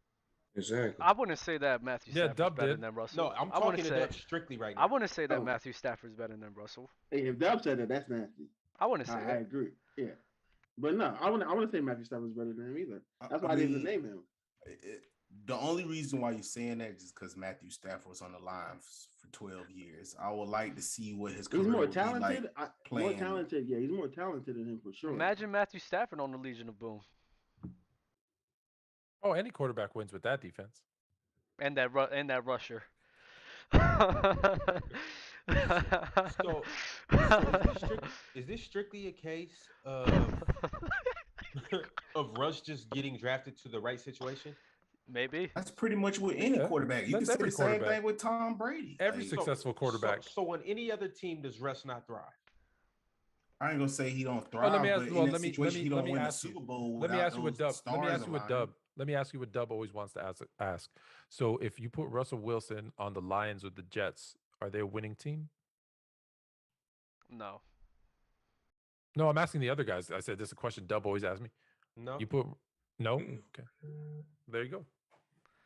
How many years would it take for him to, how many years would it take for him to get replaced? If he's not you showing, gotta think about it, you gotta have weapons too with the Jets and Lions because they ain't got nobody. That's any. Jets straight though. But Stafford did have, he had Calvin. So like, How much better is Russ than Kyler Murray? Russ better than Kyler. Oh, Kyler Murray's a demon. I like Kyler. Russ better than Kyler. The thing about Russ, wait. Only thing Kyler got to fix is his decision making. That's the only thing Kyler got to fix. But if you really want to look at it pound for pound or skill for skill, Kyler might be even more skilled than Russell Wilson because of his arm strength and his speed, his agility in the pocket, outside the pocket, and what the balls he can throw with down the field. What you like about Herbert. So the same thing you like about Herbert, that's the same thing with this argument. Russell Wilson and Kyler Murray. Personally, I blame Sierra because I'd forget about football too. So Dwayne, that's a fact, Fluent. Dwayne, bro, it was a pleasure having you, bro. You brought the heat, you brought the fire. Appreciate Definitely it, love you being up here, bro. We're gonna get this last guest on here, and then after that, we're running on 2.5 hours right now. So. All right, Dwayne. Dwayne, you got any IGs to shout yourself out? Shout yourself out on. Yeah, just follow me. Watch your back. Watch your back if you're in North Carolina. Ben's coming for you. Y'all can follow me on TikTok. And don't come to the Pacific Instagram. Northwest. TikTok. What's your TikTok? Wayne go crazy. Wayne go crazy. Definitely give you that follow. Right, is that the same thing for Instagram as well? Yeah, same thing. Wayne go crazy. They brought the heat, man. And Russell Wilson fanatics. I feel bad for y'all. Wayne is crazy. Now look, this is the point I'm trying to make. It's and you guys are gonna try to say, "Oh, Ron's just caping for Russell Wilson," but it's two things that I do want to say. First off, is just the intangible that Russ has up here mentally that a lot of quarterbacks just don't possess. Just his calm and positive demeanor. You understand that as a leader, that's infectious in the locker room. It spreads out through all your players and whatnot. Second off, though, let's not act like Russ has ever had a good offensive line. So if you plug Russ, I just saw a guy with a terrible offensive line go to the Super Bowl. So that's true. There you go. Damn. Is this you? Wayne go crazy. This Shaq Talk pod. Yeah, that's me. Okay. Nice. Wayne, you be safe, man. All right, man. Appreciate y'all. Yes, sir. All right, Dwayne. What do we got next? We got Tyrell Lockett coming in the building. See what his take is, and I think we'll end it off on. I think we'll just end it off on his top 5 QBs and running backs all time. Unless any relation to Tyler Lockett? Can you believe that? That would be crazy. I think we could save topic 6 for next week. We don't need to get into that. We get into it next week. Tyrell. Look, Doug. If you let him do top 5, or you don't let them do top 5, it's like he kind of got something better than him. So you got to do topic 6. Damn it. All right. Hold on. What? Maybe next week. That's what we do. We have those guys come on and do their top 5s. Have Bull in the ring again. Yeah, or maybe the week after. It doesn't have to be next week. Bull of the Ring is the first Tuesday of every month. Okay. That's smart, actually, bro. That's a great idea, Ron. Y'all heard it here first, chat. Bull in the Ring is the first Tuesday of every month. This will be a reoccurring thing every single month. That's actually fire. Well, that's why Ron gets paid the big bucks. And that's right. Tuxedo Ron. Tuxedo Ron. Tuxedo Ron. Somebody got to be Aaron Rodgers. We got. Yo, you don't want to be Aaron Rodgers. That's not who you want to be. Now who's Devontae? That's not who you want to be. All right. Somebody got to be Patrick Mahomes. That's not who you want to be. Now who's Travis exactly who you want to be. That's exactly. That's a fraud. Stop playing with him. I'm just listen. I don't know who you all are. I'm Zion Williamson. Ooh. I'm just sitting here collecting checks, eating McDonald's. Yeah.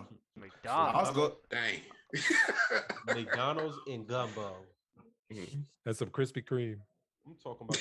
Hey, you know how deep that bowl of gumbo is that boy be diving in. I'm talking about belly flopping. That boy, like, he smile at the dinner when he going to the dinner table. He just go up there smiling like, "What are you so happy for, boy?" Man. Did we lose our guest? I think his thing isn't working or something. I'm not sure. Okay. Yo, Bama, he be happy eating, like he be singing while he be eating. He up there smiling. Y'all wanna make leave and walk by. He just right there smiling, like you don't even be asking. He be blushing. Happy. You know when you stand with your fingers crossed and everything like this, with your hands out, like, ooh, I can't wait to go eat. Y'all wanna make him even walk by, he just right there smiling, like you don't even be asking. He be blushing. Oh, Tyrell, you watching us on the pod, so just take that pod off and then yeah. I was about to say, I was like, wasn't we just talking about that? I was like, why Bama talking all of a sudden? Yeah. Hey, so hold on, y'all didn't want to do topic 3? No. Yeah. We'll finish off on that because this will be the last topic. Yeah, let's do it. Okay, well, it depends. We can either talk about this right now, or if Tyrell, y'all can hear me? Yeah, we hear you.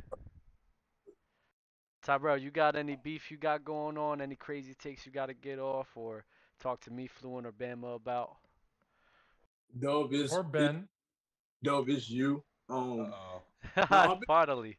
Listen, I've been watching Player Choice episode 50 with LeBron, Dame, Bubba MVP. But I still don't get how Mahomes could be a top 5 QB all time. Okay. So, I wasn't ready for this, actually. So, I mean, so it's like this, right? Okay. I see Mahomes, one of the talented QBs ever, in my eyes. And with that talent, he is constantly winning, and they're not winning just because of the team. Let's clarify that and dead that right there. They're mainly winning because of who Patrick Mahomes is. They're going to 4 AFC straight championship games because of him. They went to back-to-back Super Bowls because of him. That's the impact that he has, and that's the impact that carried with that. If I'm seeing here, I'm looking at it, I'm like, damn. When I'm building a team, I have a guy who's already ripe, who's already ready to make the Super Bowl, who's already ready to put a team on his back to make it there. It's like and there's a lot of guys in NFL history. So have we seen Patrick Mahomes without Tyreek Hill and Travis Kelce though? That's have you seen Tom Brady without Bill Belichick for a portion of his career? I mean, we only seen it one time. We only seen it one time. No. This is what you're not finna do, Doug, because you talking about Patrick Mahomes. First off, wait, this is Tyrell though. You gotta let Tyrell get this off. Yeah, but you're crazy though. Dub, you're the bull in the ring. We all agree with Tyrell. Uh-oh. Yeah. I'll be in the ring. Let me switch the cameras up real quick. Hey, funny how the tables turn. Wild. I'll switch the cameras up, but go ahead. So look, though, I understand. Okay, Mahomes, his God-gifted talents, yes, you can see the top 5 talent quarterback NFL. But you were saying Mahomes a top 5 QB for what he did in 4 years? Yeah. Like recency bias? Really? It's not really recency bias when literally the only thing that we're really holding on to, let's say if Patrick Mahomes just racks up playoff games and racks up stats for the whole entirety of his career, still hasn't done anything, I still believe a lot of people would still put him in the top 5 because Time out. Let me ask this. Yeah. Let me ask this question real quick. So, Dub, because this is the way you got to look at it when you're ranking. You don't have to. You can do whatever you want. But the way I would look at it, if today Patrick Mahomes retires, and you look back 5 years from now, 10 years from now, you're going to say those 4 years he did enough to be a top 5 all-time player. He doesn't play another game, just on what he's done. I just said it. Yeah, I've always said that. I've said that. You've asked me this question before, and it's because it's like I said. It's because this guy has literally accomplished just as much what every quarterback wants to do. Drew Brees won Super Bowl. Aaron Rodgers won Super Bowl. He's been to both Super Bowl appearances more than both of those guys. You know, a lot of quarterbacks would kill for that. A lot of them would. He broke a record in his first year, bro. It's like that the type of like people don't understand like the type of dominance that he's shown at such a young age. It's one of the best 4 year stretches we've ever seen. Period. That's false. How is it not? I don't know. I think Dan Marino's first 4 years. I don't know why. I like Dan Marino though. Like Dan Marino's you talking about top 5 all time talent. You think he's more talented than Dan Marino? And we haven't saw nobody throw the ball like Dan Marino. I like Dan Marino though. I wouldn't mind saying. You think he's more talented than Randall Cunningham? You think he's spinning the ball better than Warren Moon? Because these guys was pretty talented now. They were. You think he's more talented than my quarterback Joe Montana? You think he's more talented than him? Yeah, I think he's more talented than Joe Montana. Yeah. Wow. Definitely do. And then and then we're talking about what? We're talking about, don't you like saying game manager? Don't you love saying that and like winning games? It's not a bad thing though. It's not a bad thing. So you got a guy with the combination of both, where he's one of the most talented, and it translates to winning. Believe it or not, it does. But the thing I think the thing that holds me back on Patrick Mahomes, like I said, is one, you got to do it for an extended period of time. That matters. You can't just 4 years isn't enough, because again, if all of these guys, Joe Montana, there's I can go through the list. I don't have it in front of me, but there's a list of guys who've all had really good 4-year stretches. But the difference is they didn't come into a perfect situation like Mahomes did, where he came in under a very, very good quarterback on a very, very good team that won 10 games with a great coach. He literally, all he had to do was slide in. And is he better than Alex Smith? Yep, he's better than Alex Smith. So he took over a 10-win team. They brought back everybody. Hill, Kelsey, Hunt, like they brought in everybody. So how many of those other guys that had really good the first 4 years who didn't have the luxury of coming to an already 10-win team? None of them. None of them got that luxury. So to say that, okay, he had a really good start and now we're just going to give him the keys to the kingdom, I just think, and again, we'll always disagree on this, is premature, because what if he plays his next 10 years and he throws 2,000 yards and 5 touchdowns a game or 5 interceptions a game? You can't hold him in the same regard and say, well, yeah, but those first 4 years, oh, those were great. No, he's got to do it. For me, at least 8 years, 9 years before we can put him into that status. I believe there's a lot of quarterbacks, if we look back at it, who were truly defined by 5 or 6 good years. I mean, if you want to be honest, there's a lot of quarterbacks who truly got defined by 5 or 6 good years. So if a guy over here is already showing this amount of dominance, regardless of if it's early or not, he's showing that dominance already. So it's like I don't care to wait, because with that dominance, it leads to wins. And you talking about him going to a winning situation? There's a lot of guys who goes into a winning situation and can't deliver. Look at Baker Mayfield. Baker Mayfield. He went to the Browns, bro. Baker Mayfield. That's a loser. Mayfield went to an 0-16 team. Hold up. Baker Mayfield. Oh, okay, my bad. But I'm saying that there's a lot of quarterbacks. Who get put in great positions to succeed, but they can't. They can't do it. Baker Mayfield was one. Dak Prescott's one. Dak Prescott didn't go into a winning situation. Into a great situation. He's with the Cowboys. He's with the Cowboys. Organization. But you see, now it's an organization. That's not a great organization. But now it's not a. What were the Wait. What were the Kansas? Two things. Let me just two things. What were the? Wait. You're not gonna sit here and tell me that the Kansas City Chiefs hasn't been historically been ass ever No, since no, the no, no, year no. 2000. I said he went into a team that he sat for that first year with a really good team that won 10 games, and he took over that exact same team. Give me another quarterback that had that situation. You Tom can't. Brady. Tom Brady. There you go. They made it to the Tom Super Bowl. Made it to the Super Bowl. and look how long he played and what he did in all those years. Well, so let me ask you this: you brought up Aaron Rodgers because he has the same amount of Super Bowls than Aaron Rodgers. So tell me right now, if how many seasons has Tom Brady played? Anybody know off the head? 12, 13? 21. You said Tom Brady? No, sorry. Aaron Rodgers. Oh, yeah, 12, 13. 12, this is 12 13. okay, so 12. This is year 13. So if Patrick Mahomes plays 8 more seasons, makes 0 AFC championship games and 0 Super Bowls, what were we going to say about him when he retires? Oh, he only won 1 Super Bowl.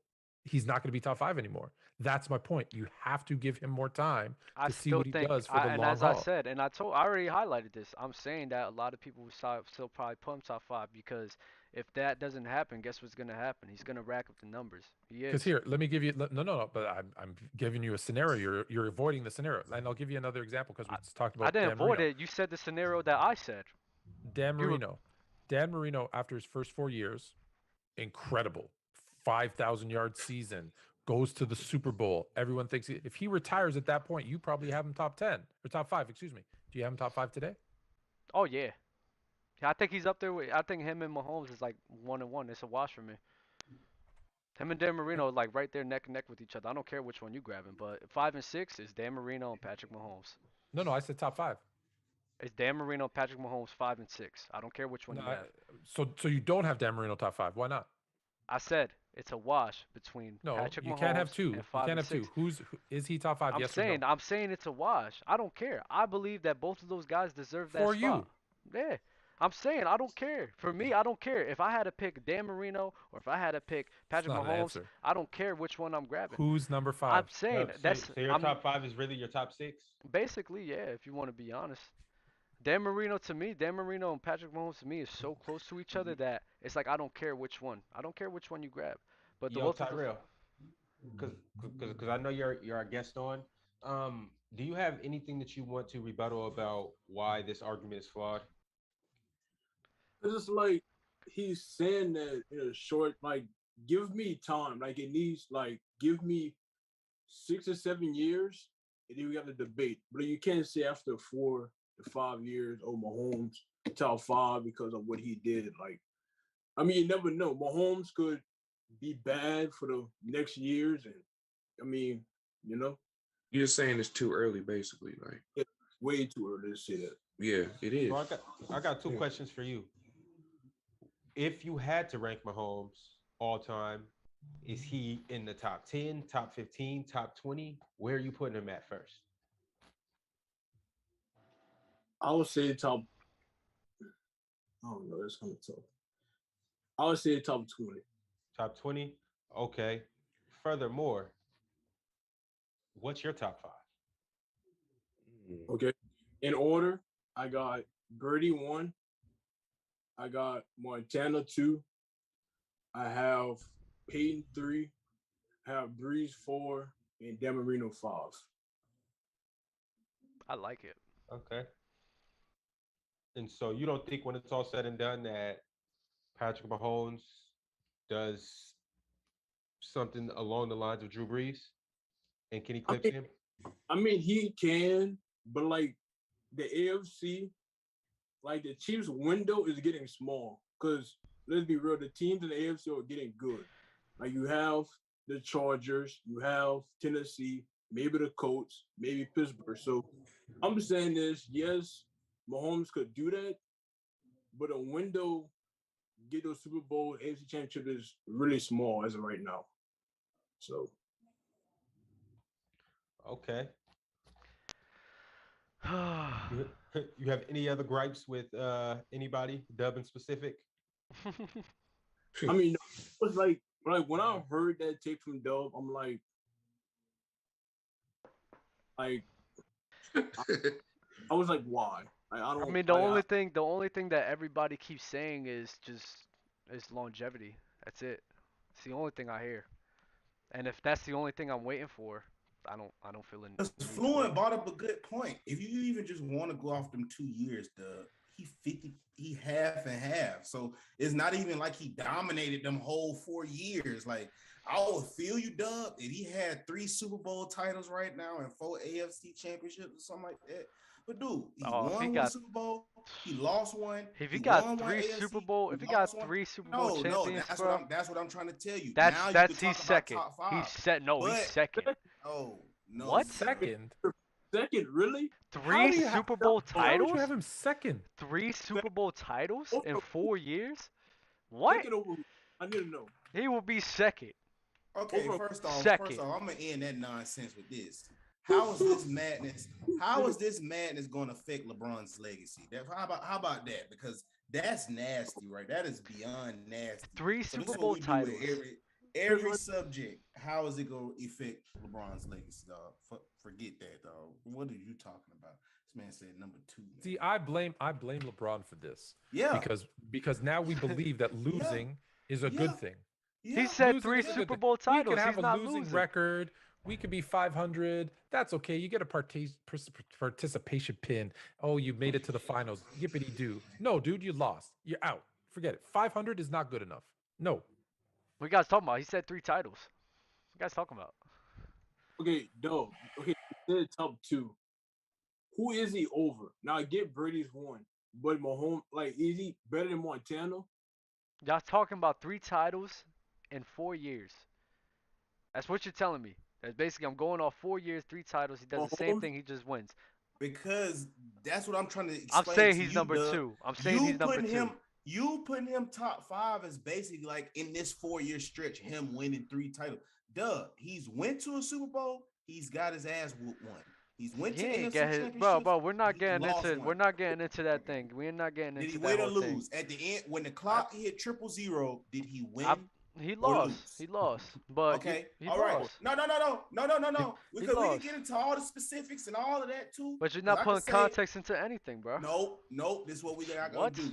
If we look at the box score, did the Bucks have more points than the Kansas City Chiefs? They did. All of that crying, what you want to do, that's crime.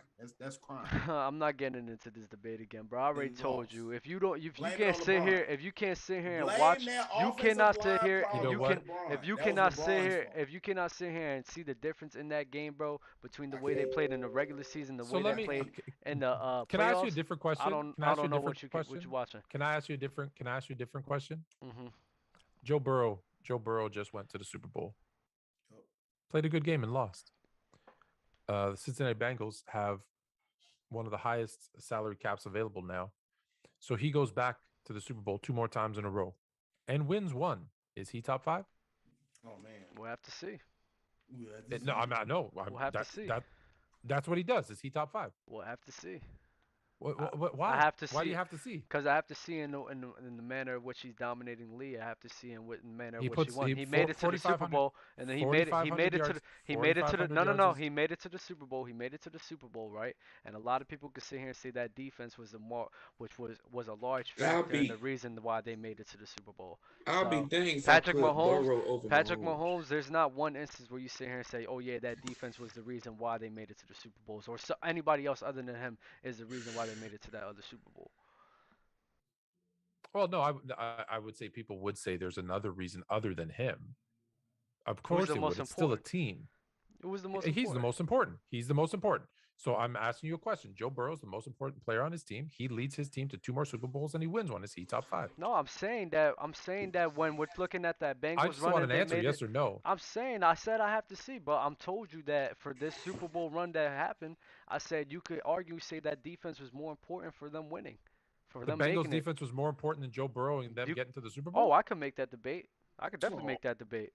Now you're just trying to find a reason not to answer my question. No, if he's the most important player and they go to 2 more Super Bowls and win 1, is he top 5? As I said, I have to see in which manner if he's the most important player. Fluent, I have to see it because there's too many. Because there's too many factors to account for. No, I just gave it to you. About? He's the most important player. I have to see the way he dominates the league. If he the dominates same way the Patrick Mahomes does. Oh, then possibly yes. Why possibly? If he goes to 3 straight and wins 1. Because And if he's that's why you dominating, have Mahomes. if he's dominating the way that Yep. Patrick Mahomes Dominating the way wins Patrick Mahomes back-to-back, did. there's a good Yep. conversation for him being a top 5. Definitely. I So think why I'm is he? So let me ask you this: why isn't he an absolute top 5 if he goes to 3 state Super Bowls, win ones, and dominates in the way that Patrick Mahomes did? But Patrick Mahomes, who only went to 2 and won one, because is an I haven't automatic seen top it. 5. Because I haven't seen it, Fluent. I haven't Imagine seen it. it. It's a I hypothetical. haven't seen Imagine it. I haven't seen It it. happened. I haven't seen it. If It it happened. happens like that, I will put him in my top 5. Okay. Okay. It's wrong. So you have Joe Burrow and Patrick Mahomes as your top 5. Three- What's so crazy? 3 straight What's so Super Bowls. crazy? 3 But straight off- Super Bowls. Off one 3 of the straight. criteria, right? Off one of the criteria, he don't like Cooper Cup, though. That's crazy. Because it's interesting because where do you rank Jim Kelly? He went to 4 straight.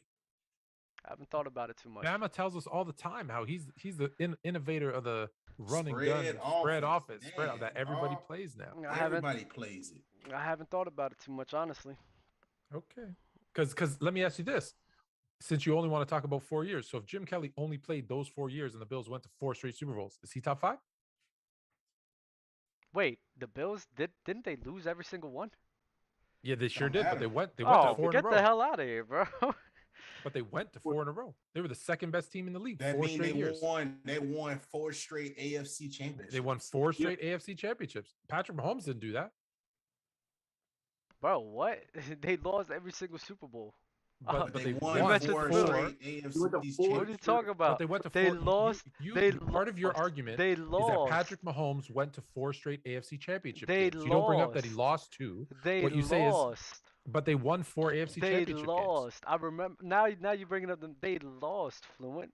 Yeah, and they Jim lost. Kelly, you're mentioning Jim Kelly, and you're completely disregarding the fact that that whole team was just great all around. That team was amazing. It wasn't like Jim Kelly was carrying the whole entire load on his back. Like it's a whole different scenario. Is Patrick Mahomes carrying that whole team on his back? Oh, absolutely. In my Okay. mind. So he doesn't have Tariq Hill. He doesn't have Travis Kelce. They win games. They win games because of Terrible coach. because of who Patrick Mahomes is. That's why they win games. Okay. Oh, so then they also lose games because of him. In that Super Or do they Bowl, lose that games because of other 71-yard people? pass, Tyreek Hill wasn't wide. Okay, I'm just. Hold on. I just want to be clear. So they win game. It's so funny that you have Jordan number 1 all time and not LeBron because you're such a LeBron type of person. So Patrick Mahomes wins the games. The Chiefs lose the games. To be clear, because that's what you blamed the Super Bowl loss was their offensive line. It was the Chiefs' fault, not Mahomes. What? What happened? I'm sorry. All right. No way. That's okay. Crickets. We can move on. No way. What you say? I don't even know. I think Terrell, you win this one, buddy. You got it. No, I hope you know a QB never carries the load on offense. Because, yes, I'm a Tennessee fan. Derrick Henry carries the load. I'm just saying. But that's crazy. All right, listen, All man. right, Ron. How Tyrell, I'm gonna end it right here because I don't think Ron's here. Okay. Shit. All right, guys. Listen, appreciate you guys for being Terrell here. give it. All right, Terrell, you got any IGs or anything to follow you on? Yeah, you can find me on IG at td.lockett, td.lockett, and yeah. Gotcha, brother.